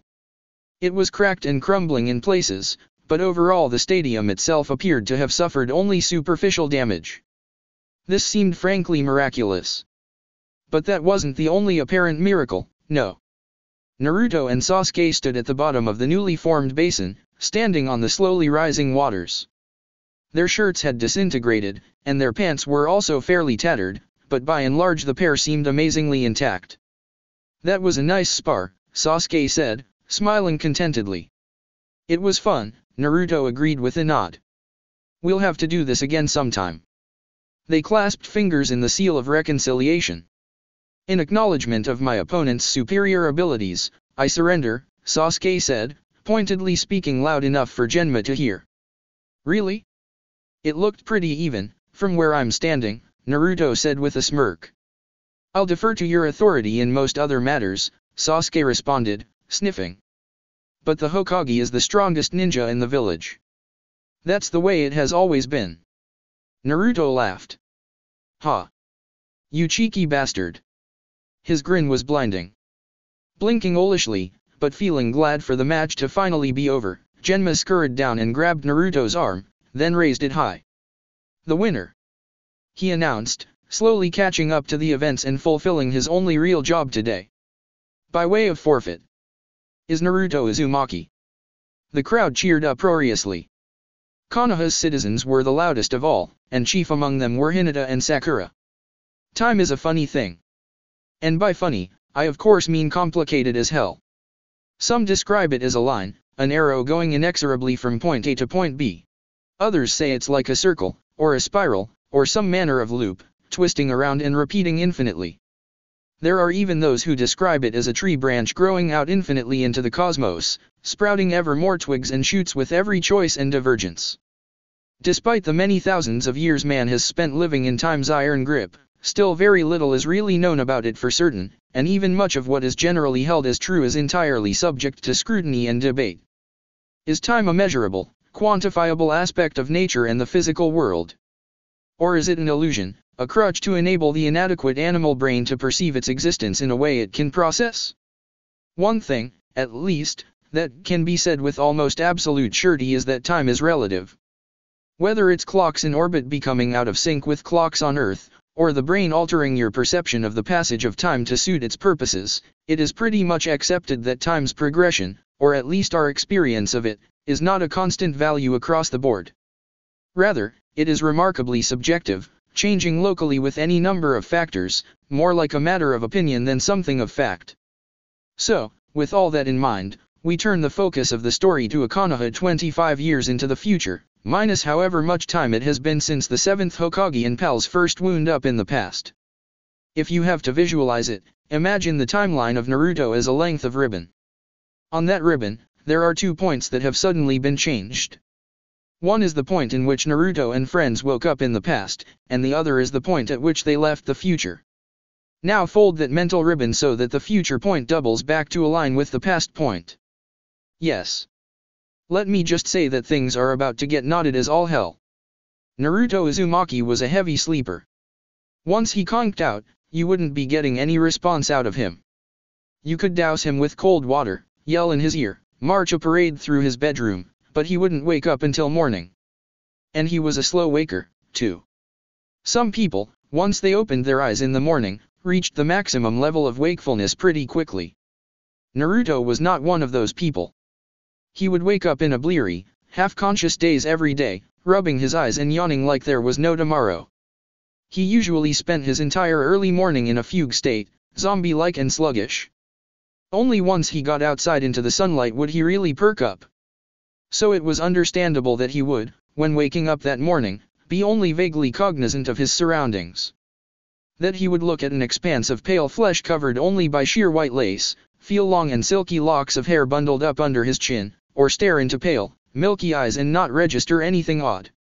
He might have been an indefatigable bundle of energy during the day, but in the time immediately before and after falling asleep and waking up, Naruto was effectively dead to the world. Naturally, it took him a few minutes to process what he was looking at. Hinata Hyuga, in contrast to Naruto, was a quick and early riser. When she woke up in the morning, she snapped into immediate wakefulness. Part of this was taught, but another part was natural inclination. Early morning was a time when she could feel at ease, free of pressure or scrutiny. Of course, the Hyuga family had a good share of early risers, but that was more out of necessity. Ninja had to be ready to move at a moment's notice. Such lessons were drilled into their heads from youth, and reinforced by the demanding shinobi lifestyle. Early riser wasn't necessarily the same as morning person. Many ninja, particularly among younger generations, willfully slept in whenever they could afford it, as such a luxury was rare on missions. They might have been capable of waking up early and waking up fast, but that didn't mean they had to like doing so. And most didn't, honestly. But Hinata was an exception to that rule. She woke early and with immediate clarity, instantly able to assess her surroundings and take stock of potential threats. As a Hyuga, she had been taught this much practically from the cradle. And often she woke early in the morning just to have time to herself. She sincerely enjoyed it. So she was immediately aware of something very strange, but very wonderful, when she looked into a pair of soulful blue eyes set in a chiseled, manly face lined with all too familiar whisker marks. And when she looked down to see a pleasantly toned and powerful chest with healthy skin, a chiseled abdomen, going down further under the sheets, with just a faintest glimpse of blood spurted from her nose. At the same moment, Naruto suffered from the same affliction, realizing all at once that he had woken up next to a very pretty, very buxom, and very lightly dressed beauty of an older woman. The two unfortunate youths rolled out of the bed, seemingly propelled by their nasal hemorrhaging. WHWHWH what? Naruto squealed. He half expected his voice to crack with the exclamation, but it actually sounded curiously deep. Not that he was in any condition to ponder that. Eh? Who are you? He tried hard not to look at the woman's body. It was difficult with how little she was wearing, of course, and he couldn't help being drawn into the valley of her cleavage. Naruto-kun. Hinata murmured, her face burning up. Is that you? Naruto blinked. Huh? Do I know you? He looked cornered and a little frightened, though not dramatically so. Obviously he was uncomfortable, and this time he definitely couldn't help staring. It wasn't like he'd ever seen this kind of thing so close up in person, before. The most exposure he'd had to the female form was from the occasional underwear catalog or discarded swimsuit calendar, and the rare girly mag he managed to swipe under the nose of that cranky old geezer at the bookstore. He was only 12. Old enough to appreciate the female form, yeah, but not old enough to have realistically and ethically had any true, first-hand experience. And that was a marvelous body. How old was this lady? He wondered idly, staring at her nightgown. 20? 25? A part of him didn't care. She was gorgeous. Hinata gulped, blushing and trying hard not to stare at a chiseled physique, or the boxers which hung perilously low on lightly tanned hips. This situation was so far beyond anything she could comprehend, and she felt slightly numb in a way. She was probably in shock, overloaded from this immense stimulus. And the immense bulge. Hinata's nostrils exploded with a second wave of blood, and her eyes nearly rolled all the way up into the back of their sockets. She swooned. Naruto, who was so damn confused, and so singularly fascinated by the sheer fabric of this lady's nightgown, was motionless for a moment. His brain was frozen in shock, unable to process what it was looking at. His body, however, moved on instinct, seemingly of its own accord. Strong arms caught Hinata nearly as soon as she began to fall, wrapping around her body and holding her close to a firm chest. Naruto didn't know what to think. The lady in his arms let out a strangled squeak, going red as a beet. She fainted dead away. A beet. Naruto realized he was unholded a very pretty, unconscious woman in his arms. A very pretty, unconscious woman who wore nothing but an embarrassingly sheer and low-cut nightgown. It was not, perhaps, a terribly risque garment, but to a young and romantically inexperienced lad like himself, she might as well have been completely naked. It also didn't help that her body was very close to his. Very close. Bright blue eyes rolled up in their sockets. A weak, woozy sort of groan escaped Naruto's mouth. Spurt. Blood trickled from his nostrils. Naruto Uzumaki collapsed in a dead faint. When Sasuke Uchiha awoke, the first thing he noticed was that he was naked. This was mildly distressing, as he never slept in the nude. Ever. The second thing he noticed was that he was lying on a bed in an unfamiliar room, and that his surroundings seemed somehow smaller than they ought to have. Proportions were all subtly off, skewed lower and closer seeming than his brain expected. The third thing he noticed was that his left arm seemed to terminate prematurely in a useless stump of a thing. He had only a single hand, a single usable arm. And this realization would have sent him into a bit of a panic, regardless of his usual stoicism, if not for the next thing he noticed. Namely, the naked woman lying next to him. Except that saying she was next to him implied at least some modicum of distance separating their bodies, while here that was clearly not the case. She was practically lying right on top of him, to be frank, an arm curled around his shoulder while her lower half draped intimately over his midsection, and certain parts of her body were nuzzled very uncomfortably close to a bit of aching stiffness unrelated to either muscles or exercise. And Sasuke probably would have gone into shock at this realization right away, if he hadn't then noticed something even stranger. The person lying next to / on top of him was clearly an adult woman, fully grown and mature. He could tell that much even in this dim light. She had, well, all the features indicative of an adult woman, and many of those features were pressed very snugly against his own body. But that was part of the strangeness. Sasuke Uchiha was only 12, and not particularly tall for his age. So why on earth did this adult woman look shorter than him? She didn't have the proportions of a dwarf or pygmy, being shaped in the ratios of her arms and legs and torso like an ordinary-sized adult, so what the hell was this? The fact that she had pink hair of the same shade as one of his new teammates didn't help anything. Anxiously, Sasuke stirred. He tried to push the woman off of himself, wincing at the rather upsettingly pleasant discomfort of, certain things rubbing together. He stopped, uncontrollably blushing a deep red, and took a sharp breath in an attempt to calm himself. His brain was swirling despite an inability to think anything remotely coherent, and he was painfully cognizant of the fact that any attempt to maneuver this woman off of him with his single arm would be sure to meet with considerable complications. With a sound distressingly similar to a whimper, Sasuke went still and tried to think of a solution. But this was in vain. He was at a loss, and no ideas were forthcoming. Twitching and fidgeting unconsciously, feeling intensely uncomfortable with how content certain newly surfacing parts of his psyche were with this position, he tried to roll over. Nothing doing. That only exacerbated the problem, with how entangled her limbs were with his. She clung tightly to him in her sleep, made some worryingly fascinating noise in response to the movement of his body. He stopped, tense with anxiety and dread. Slowly, over several agonizingly long seconds, he perceived the woman beginning to stir. She yawned and mewled, shifting atop his body in ways of which he was far too acutely aware. Her eyes fluttered open to reveal striking emerald lamps. Despite himself, Sasuke's heart skipped a beat. The woman blinked. She stared at him, and he saw some sort of realization dawning on her face. It seemed she had been equally unaware of this arrangement. Eyes went wide as dinner plates. She froze up, going stiff as a board. After several seconds of unbearable silence, a shrill and piercing shriek tore from her lips. "Kaya!" She screamed, scrambling off of him as though burned. She grabbed the sheets and pulled them up to cover herself, cowering and pointing accusingly. "Pervert! Pedophile! Get away from me, you dirty old geezer!" She sprang off of the bed and dashed to the door, then, making a break for it. Sasuke stared in disbelief, flatly uncomprehending. Frozen in place.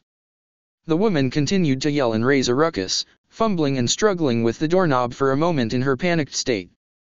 The door swung open, after a second, but it had nothing to do with the woman. She stumbled back and fell flat on her bottom, wild-eyed in surprise. She stared up a slender, willowy figure. Sasuke stared too. A teenager stood in the doorway, raven-haired and bespectacled, dressed in smartly conservative night clothes. She held a kunai in a reverse grip, and stood low in a combat-ready stance, scanning the room with sharp, piercing eyes. Red eyes, ringed with commas, 3 tomo apiece whirling around small, dark pupils. Sasuke's breath caught in his throat, unable to believe what his brain told him he was seeing. The woman, who was bearing more and more of a resemblance to Sakura Haruno the longer he looked, went still, looking uncertain but hopeful. For a moment, the three of them stood in place. This was one of those moments, those instants that seemed to catch and lag in the stream of time, a second that stretched out interminably into perceived eons of heavy, awkward silence, a tension like the sticky and viscous pull of a tar pit holding them all in place and dragging them down into its unfathomable depths. The moment hung there for ages, seemingly refusing to budge or progress, like a scratched DVD that got stuck on a scene forever, refusing to progress more than a single frame before pausing for several seconds, then starting, then pausing, and forcing the viewer to frustratedly jab the skip or rewind buttons on their remote or DVD player in a futile attempt to get to a part that would run properly. But then, abruptly and unceremoniously, it ended, and time once more resumed its natural flow. The teenager dropped out of her stance. Her Sharingan, deactivated, and she looked away with a despondent sigh. Color drained from her very being, or so it seemed, and her exhalations seemed to expel all the energy from her body. She looked at Sasuke and the woman with dull, glassy eyes like those of a dead fish. Almost one might fancy, if this were rendered in manga style, that a wisp of soul shaped like a tiny, Kasparesque ghost of the teen was trying to escape her mouth as she sighed. She looked like a woman who had just witnessed something no mortal should ever have to behold. "I see," she murmured. "So you guys are into that kind of play, now. I should have known." She twitched and listlessly turned around, holding her kunai only limply. Looking over her shoulder, eyes glazed and staring somewhere into an indeterminate distance, she weakly raised the corners of her mouth into a stiff, hollow rictus. Her face was ashen, and she looked vaguely traumatized. Sorry for interrupting. Mom, Dad. Sasuke blinked. He took a moment to process this. The woman blinked. She turned to stare at Sasuke. For several long seconds she looked at his face, confused and curious. Then her eyes lit up with recognition, and in the same moment Sasuke knew, perversely, why this woman bore such a resemblance to Sakura Haruno. Sasuke-kun. The pinkette squealed, immediately brightening. Despite having the stature and, proportions of a grown, mature woman, her bearing and speech in that instant was undeniably that of a young girl.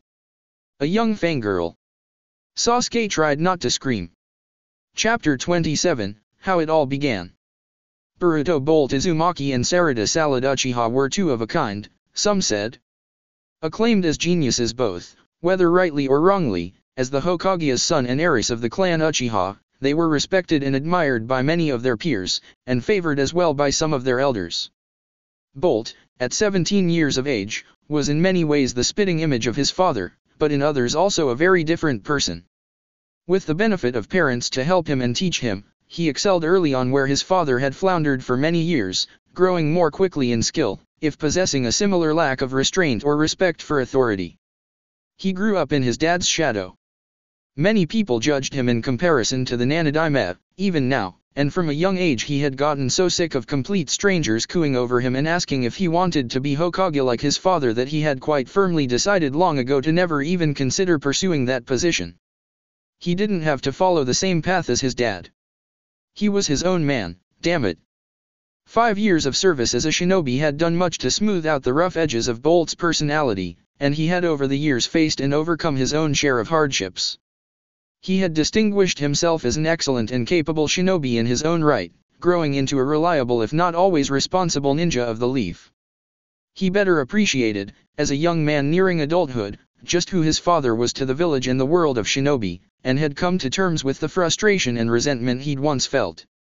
Not to be mistaken, Bolt was still standoffish and disrespectful to his father at nearly every turn, but it came now from a place of fondness and, somewhat paradoxically, genuine respect. He derided his dad as an uncool and out-of-touch old stiff, and scoffed at people who acted overawed of the man, but it was in the manner of a healthy teenager expressing their independence, rather than an angry child railing against what he saw as an unfair world. Sarada, in turn, was blessed with the fame of the Uchiha clan, and cursed with their infamy. Those people closest to her parents' inner circle tended to treat her fondly, and those a little further out were prone to admiring both her skill and potential. But at the edges of the comfortable little circles in which she had grown up, there were many people who disdained, resented, or outright hated the Uchiha, whether out of mere principle or genuine grievance. In her early years, her mother had done a good job of sheltering Sarada from the more unpleasant truths of her father's ancestry. While Sarada had always been clever and inquisitive, Sakura managed to gloss over a lot of the messy details of the Uchiha clan's sordid past, focusing on the positive, emphasizing the good and admirable parts of their history while her daughter was young. Now obviously, Sarada had issues with her dad while growing up, mostly in regards to his nearly constant absence for a good chunk of his life. She'd been 12 when she met him for the first time. But that was in the past. Sasuke Uchiha had fulfilled his mission years ago, and had made up for lost time as best he could. He was awkward, socially, and a bit dour at times, but the Uchiha family had managed to make its share of happy memories. And furthermore, as a modestly experienced kunoichi herself, and one aspiring to be Hokage at that, Sarada could now understand why her dad had done what he did the way he did it. Shinobi had their duty, and that duty had to be carried out unquestioningly. Wanting to make a world where such things weren't necessary was a not inconsiderable part of her motivation to become Hokage. But it was a long journey, and while Sarada was certainly a most favored candidate, highly esteemed within Konoha, there were still those who remembered the sins of her forefathers, and who bitterly held those crimes against her. She'd come a long way, but hatred was slow to erode, and slower still to be forgotten. A lot of people had grievances against her ancestors, just or unjust, and even her own father faced lingering resentment despite all he had done for the village and the Shinobi Union in the years since the war. Bolt and Sarada both respected their fathers, in their own ways, and loved their mothers dearly. Yet for many years they had lived in relative ignorance of their parents' pasts, an obliviousness common to youths. They had long taken it for granted that their parents were who they were, and only occasionally had they delved into the sordid histories. But as the two of them neared adulthood, they became more aware of who their parents were as human beings, as people with strengths and weaknesses, fallible human beings with flaws and quirks and likes and dislikes, and many more years of life experience, too. They knew some of the story, of course, but as time passed they grew slowly more inquisitive. They wanted to know more. Normal teenagers would not have been so consumed with curiosity, but Boruto Uzumaki and Sarada Uchiha were hardly normal by any stretch of the imagination. Nor were their parents ordinary people, either. They were extraordinary, all of them, down to the last one. Hey. Kano Amaru-sensei, what were my parents like when they were kids? Bolt posed this question one day as the team waited for their orders in the local burger shop. They had just gotten back from giving their report on a B-rank mission to investigate allegations of magisterial corruption in a small, rural province at the daimyo's request, a boring and unglamorous kind of job, but nonetheless very important. Or that's what his dad said, at least. Every mission was equally crucial to maintaining Konoha's status and reinforcing the image of the Shinobi Union as a for-profit peacekeeping organization, rather than a collective of mercenary nation-states. Less the French Foreign Legion, and more the International Peace Corps. Or something like that. Blah, blah, blah was all Bolt ever really heard from his dad's lectures. The man was so boring when he got started on that crap that Bolt could never stand to pay attention to more than half of it. But regardless of their latest mission's value, or lack thereof, Bolt asked his question as he and his team were unwinding at the restaurant where they usually hung out. Mitsuki looked up from his soda in response, quirking a slender eyebrow and saying nothing. Sarada, seated next to Bolt, gave him a curiously searching look. Kano Amaru blinked. "You want to know about your dad?" he said. "Wow, it's been a while since you've asked me anything like that." "I want to know what he was like as a kid," Bolt reiterated. "Him and my mom." "Hinata-san, too?" "Ah. I didn't know her all that well, back then." Kano Amaru looked a touch sheepish. He shrugged. "What were they like?" Bolt asked, stubbornly repeating his question. He had an odd look in his eye, a bull-headed obstinacy so much like his father's beginning to surface. Nostrils flared. Kano Amaru sighed and hummed to himself, gesturing vaguely. "Well. If I had to say, I guess." Kano Amaru grinned. "He was every bit as cool as he is now," he said, surely not at all biased or looking at the past through rose-tinted lenses. "I was his disciple, you know. He taught me his first original jutsu." Knowing exactly what this first original jutsu was, Sarada twitched, Mitsuki grinned, and Bolt scowled. "Was he really that cool?" The blonde skeptically muttered. "I wonder." "Of course he was," Kano Amaru said stubbornly. "Do you doubt your sensei's word, Bolt? Hokage-sama is the coolest ninja in the whole village." "Heh, I can believe that," said Sarada, smiling fondly. "Ugh, you so have a crush on my dad," Bolt said, making a face. "Gross." Sarada twitched. "I do not," she snapped, brandishing a fist warningly and glaring daggers at her teammate. "Get a room, you two," Mitsuki drawled, smirking. "You stay out of this." Bolt and Sarada snarled in unison, wheeling around on the third member of their squad. Kano Amaru laughed. Some while later, Bolt and Sarada were walking home from the burger joint. Together. Without Mitsuki or Kano Amaru-sensei accompanying them. This was solely because they lived in the same part of town and would thus have to take a similar route anyways, and not for any other reasons, they would assure you. It wasn't like they enjoyed spending time together or being alone with each other, no matter what some people might insinuate about the two of them. They didn't hold hands or anything like that. They weren't dating. They just walked each other home. That was all. And if their route home usually happened to take them through some remote and secluded parts of the village which few other people frequented, and where there were many nooks and crannies where an amorous young couple could secret themselves away for some well-earned private time, well, surely that was just an innocent coincidence, and not at all indicative of any ulterior motives on their parts. And Sarada surely wasn't at all disappointed when they were nearly at one of those convenient hiding places where a couple of young lovers like themselves, but not themselves, obviously, because they weren't lovers or anything of the sort, could kip away for a brisk snog, only for Bolt to stop short and let out a sigh that made it clear his mind was on very different matters from Sarada's. Not that this meant Sarada's mind was in the gutter. She wasn't a pervert. No, she was just thinking about other things. Unrelated to whatever Bolt was thinking. But not related to, you know, anything dirty. She wasn't a pervert. Seriously, though, Bolt sighed, interrupting the suspiciously specific denials of Sarada's inner narration. I wonder what our parents were like as kids. Sarada cocked an eyebrow, surprised. You're still on about that? I don't know. He shrugged. It's just been bugging me lately. I'm curious, is all. Bolt Izumaki, curious? Now there's a recipe for disaster, if ever I've heard one. Sarada was joking, mostly, but something in her teammate's expression made her wonder, for just a moment, if there might be a degree of inadvertent truth to her teasing. There was something furtive about the way he flicked his eyes this way and that through the alley, and he fidgeted slightly in a manner Sarada had learned to associate with anxiety over getting in trouble for some recent mischief or other. Bolt waved her remark off with a chuckle, though, after a moment, and he gave another non-committal shrug. You can't tell me you've never been curious about what your dad got up to when he was our age, he deadpanned. Or younger. I've heard the stories, Sarada said, rolling her eyes. As much of them as anyone will tell me, at least. They grew up in a different time, you know. Things were bloodier back then. More complicated. Bloody nothing, Bolt scoffed, gesticulating irreverently. Mom never fails to guilt me about how Dad didn't have any parents growing up, and how she barely knew her own mother.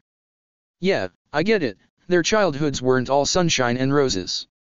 Neither were ours, but you don't hear us complaining. Sarada looked away and adjusted her glasses. It was more polite than a straight-up face palm. If you're so sure you already know all the important stuff, then why are you so curious? She patiently queried. This question brought Bolt up short for a second. He colored a bit and averted his gaze, sputtering. Well, we're gonna be adults ourselves, soon, you know. He said. We're almost 18, almost 20, practically. Before you know it, we'll be old enough to drink. We're already old enough to marry. His face colored a bit more deeply at this, and he coughed into his fist. Sarada also reddened, and she started to anxiously fidget with the hem of her shirt. I see, she said. Are you making a proposal, Naruto? Call me Bolt, he said reflexively. Everyone does, even my parents. Except when you're in trouble. Yeah. Except when I'm in trouble. Bolt winced. He rubbed a toe in the dirt. Am I, then? In trouble? That depends. Sarada adjusted her glasses again, smiling. Are you going to answer my question? Bolt blushed and spluttered. He cast his eyes around at their surroundings. Well, that is to say. He gulped. No, I'm not, proposing or anything like that. It's not like we're dating or anything, stupid. I don't like you like that. Well, said Sarada smartly. If we aren't dating, then I suppose we have no reason to hide ourselves away in a dark alley and engage in any secret activities. She turned as if to leave, a knowing smirk on her face. Wait. Bolt put a hand on her shoulder. It's not like I don't, like you or anything. Not that I like you, but, I don't dislike you. He stumbled over his words, red-faced and flustered. Not that, this means we're in a relationship. Because that would make things all sorts of complicated, with your crush on my dad. But, well, aren't you the least bit curious? He fidgeted, and a hand slipped inside his jacket for just a moment. Sarada narrowed her eyes. Okay, one. She said. I do not have a crush on your dad. I just happen to admire him very much, and if I also appreciate the fact that he is decidedly handsome, well, that should work in your favor, considering the family resemblance. She winked cheekily, clearly channeling her mother. Bolt blushed at her words, and her smirk returned full force. Ah. Is that a scroll in your pocket, she asked next, or are you just happy to see me? Dumbass.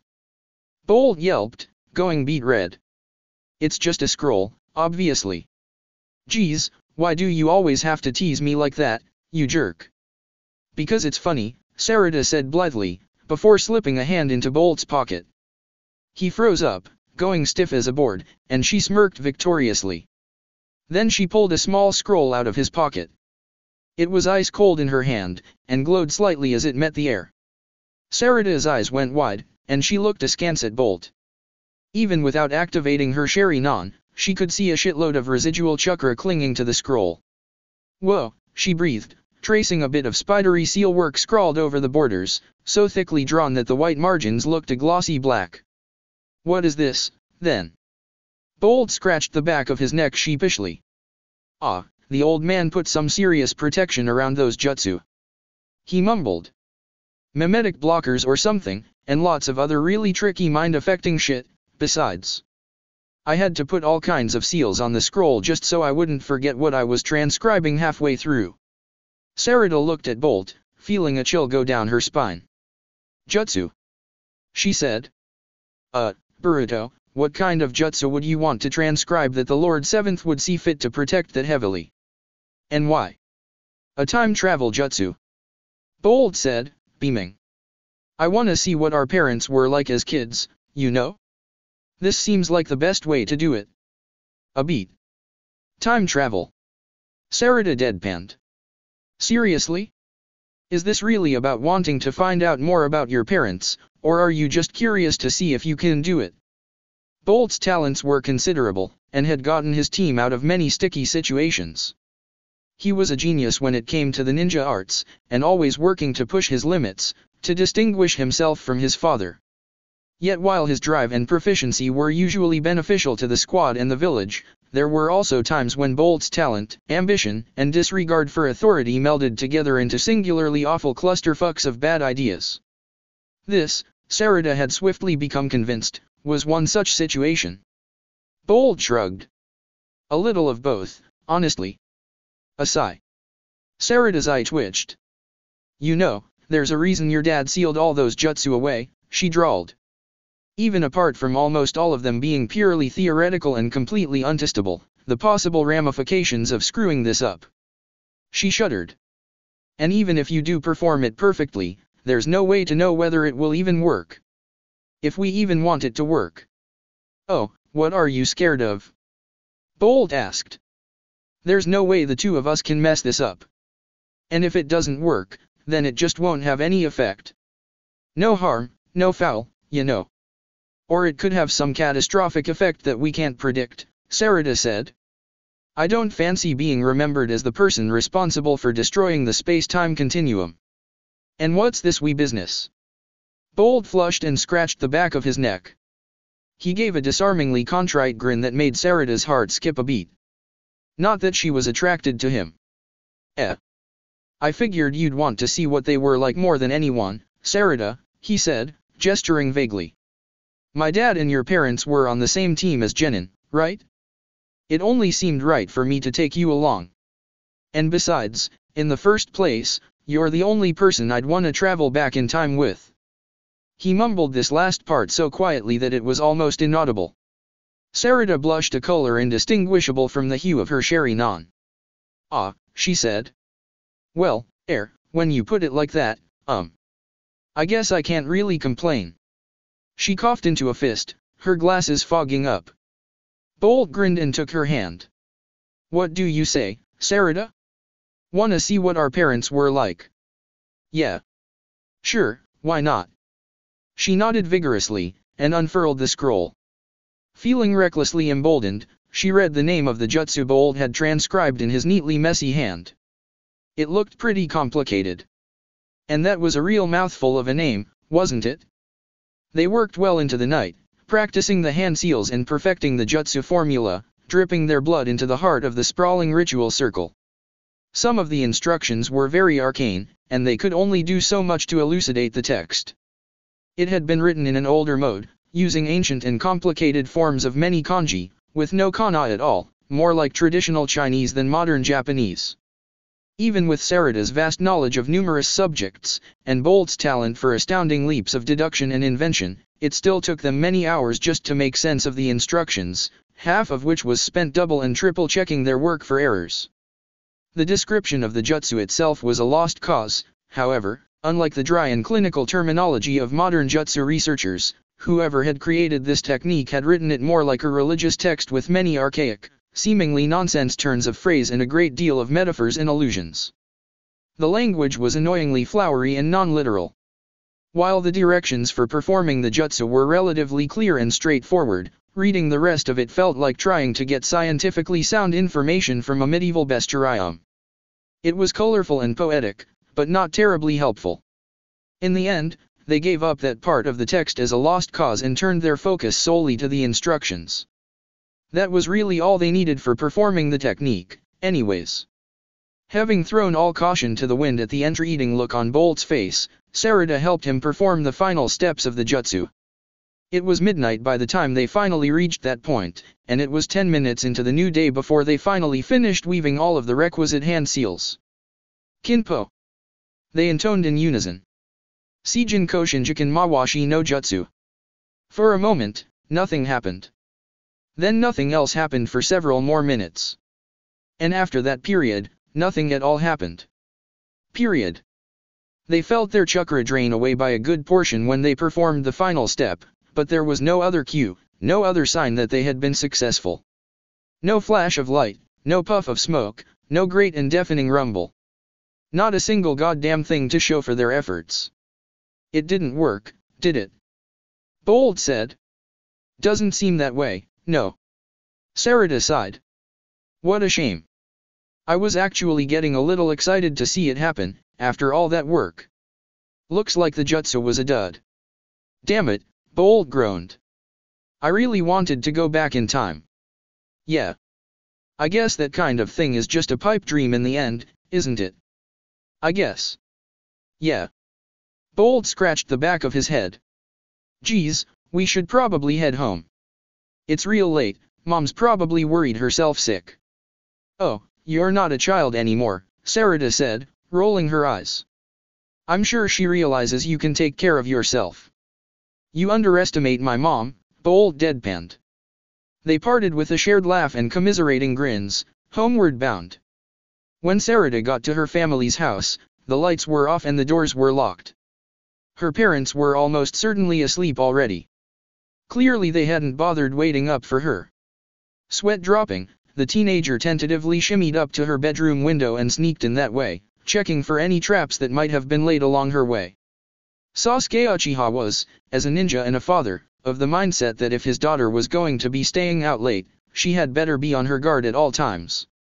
And what better way to hammer this lesson into her head than by setting tripwires and non-lethal seal traps to keep her on her toes, whenever she was out past curfew. If she was careless and set one off, that was rebuke enough. It was half punishment, half training, half rite of passage. If she wasn't able to make her way inside the house without setting off any of the traps, then clearly she was not yet ready to be going on dates or staying out late. So Sarada was thorough and cautious in her sweep, checking every inch of her path, not letting down her guard until she had gotten into her bedroom and given it a floor-to-ceiling check. 3 times over, just to be safe. Then she changed into her pajamas, brushed her teeth, and settled into bed. It felt like she was hardly asleep for any time at all before she was jarred awake by her mother's scream. And, leaping instinctively into action, she armed herself and dashed to her parents' bedroom. What she saw there? Well, it reminded her why she had done so much to repress the visits home her dad had made during his extended missions abroad. Those two were into some traumatizingly kinky shit.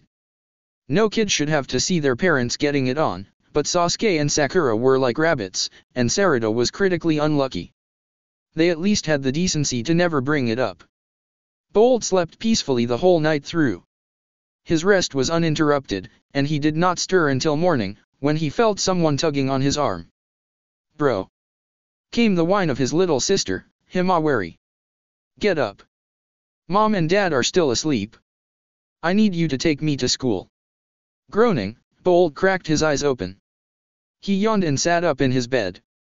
"They're asleep," he said, looking at his alarm clock. It was 9:15. "I had to make myself toast for breakfast," she answered.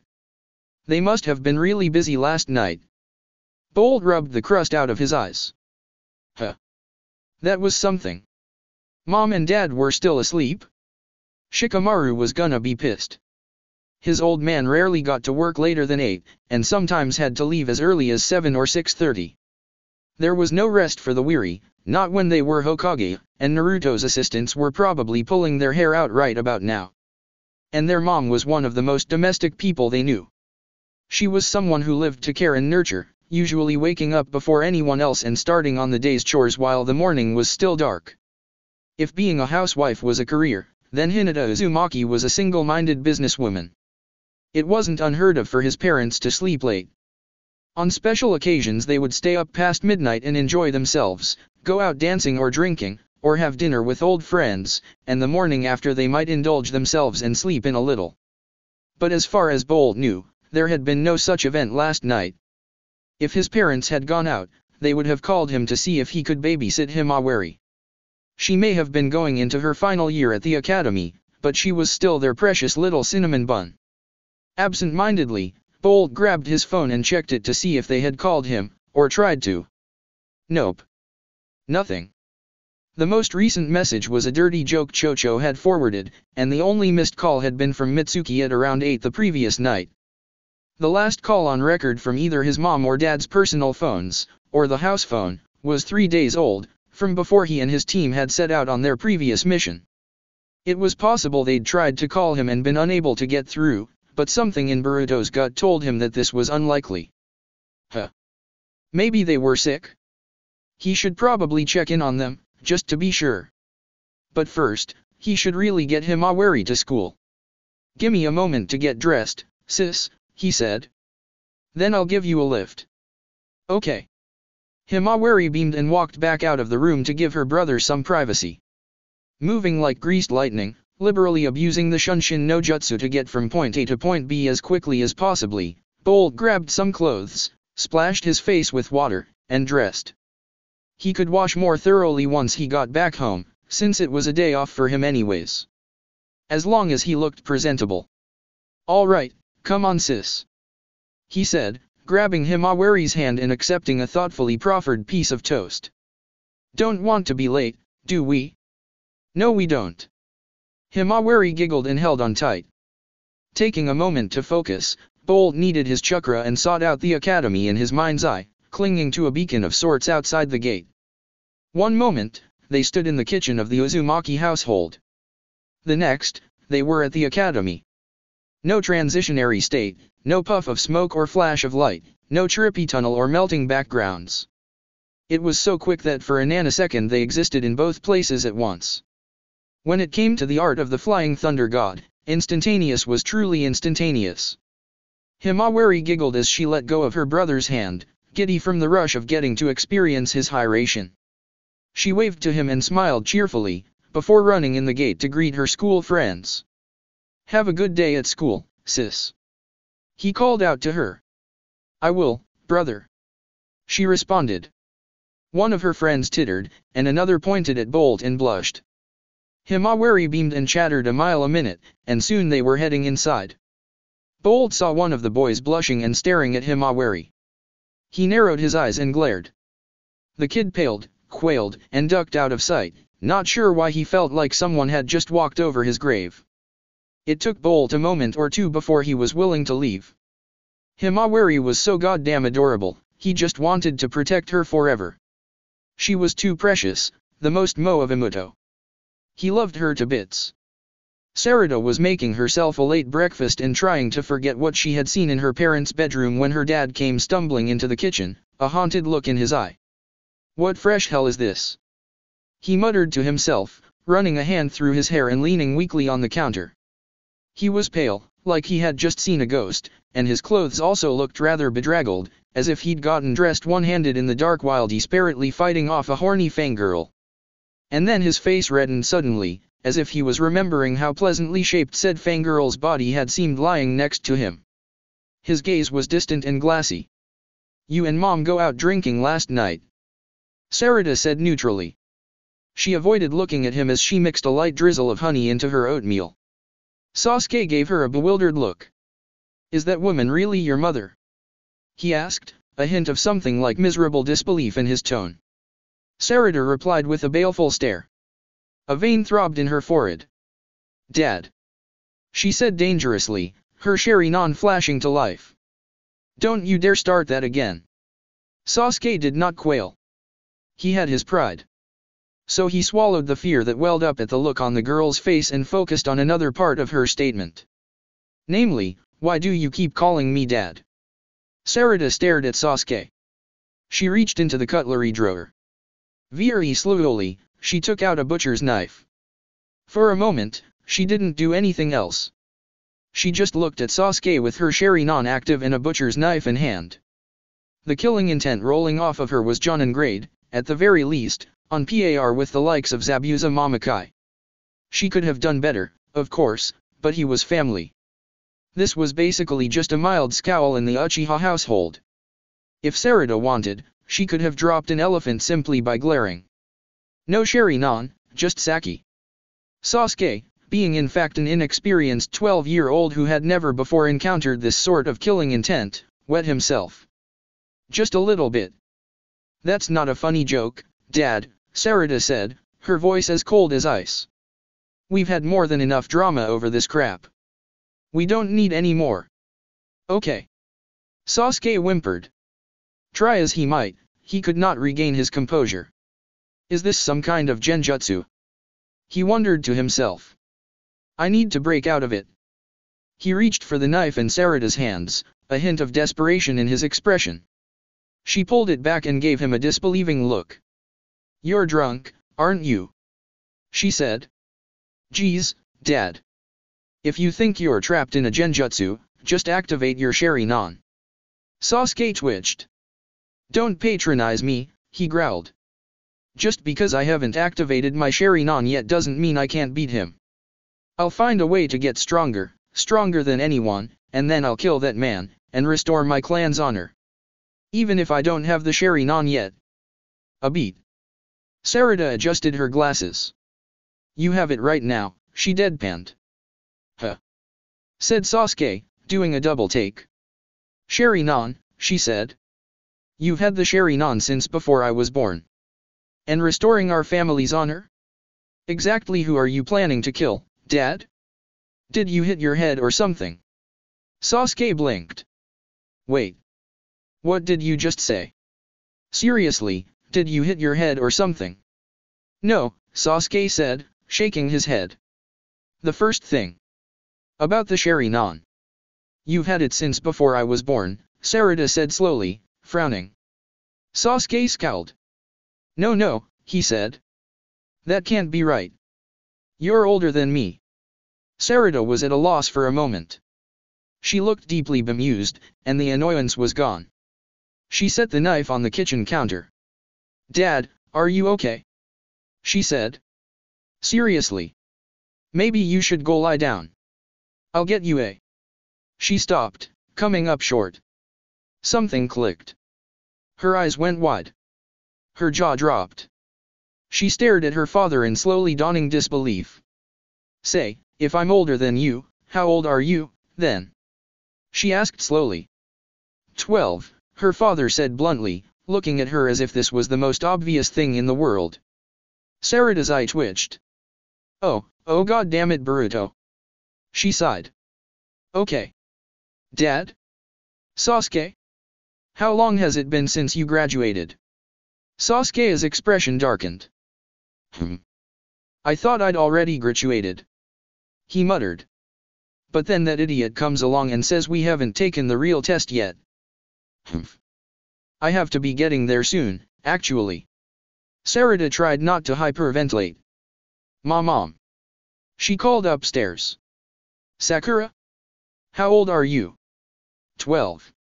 Came the obliviously cheerful response. Why do you ask? Sarada gave up on trying not to hyperventilate. Omaka. Throw it in. Tobirama Senja wrinkled his nose as he looked over the jutsu scrolls his brother had collected in his office, many of them forbidden techniques that had been accumulated by Konoha's various component clans through spoil or research over many generations. Most of the rest were jutsu of his own creation, ranging from Kaguya Bunshin to Edo Tensei. Hashirama had convinced the various ninja families of the Hidden Leaf to contribute any non-hidden scrolls in their possession to his latest pet project, an idea he had gotten from a joking suggestion his little brother had made. A massive, mostly blank scroll smelling of brand new paper was laden upon the Hokage's stout and Spartan desk, a plain and sturdy furnishing Hashirama had rather optimistically designed to last the ages. Carpentry was a lesser pursuit of his, but still something in which he had a fair deal of skill. I can't believe so many of the clans have contributed jutsu scrolls to this project, Tobirama remarked.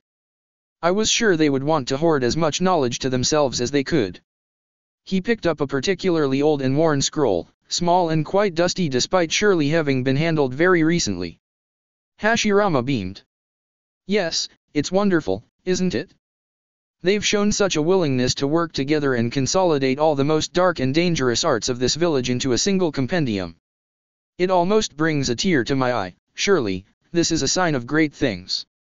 Cooperation like this will be key to ensuring the welfare of the village throughout the coming years. Assuming these scrolls are the only copies they have, Tobirama hummed. If I were in their position, I would certainly be leery of putting all my eggs in one basket. Supposing they made copies of their jutsu scrolls, then sent the moldy originals here. He wrinkled his nose and tried not to sneeze. The musty, dusty smell in this office certainly seemed to validate this theory. It smelled like a dank, forgotten library. Idly, he opened the scroll in his hand. Don't be such a pessimist, brother, Hashirama said, waving a hand disapprovingly. Have some faith in our new comrades. They are the foundations of this village. I'm just being realistic. Tobirama sniffed and eyed the contents of the scroll he was holding. He tilted his head, then turned the scroll sideways.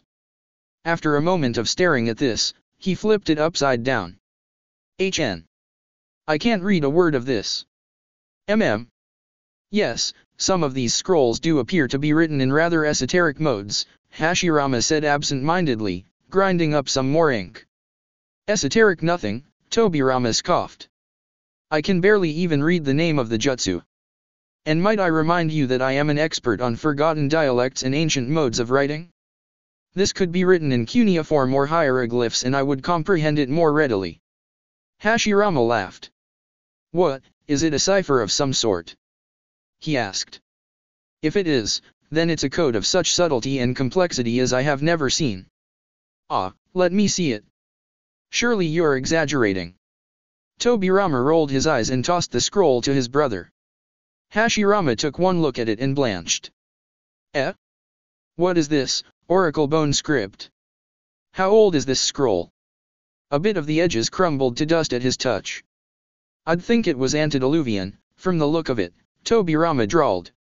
Ha ha, Hashirama laughed in a dry monotone. How witty of you. Maybe I should assign you to translate it, brother? Since you're such an expert on these things. Tobirama winced, then shot his brother a black look. Just transcribe it as is, he retorted. Think of it as added security. That would be much easier, Hashirama conceded. Work smarter, not harder, Tobirama quipped. Fine. Grab a brush and give me a hand, will you? Tobirama sighed, internally cursing. And to think I was going to ask for the day off. That's it for part 10. Thank you for watching and see you on the next video.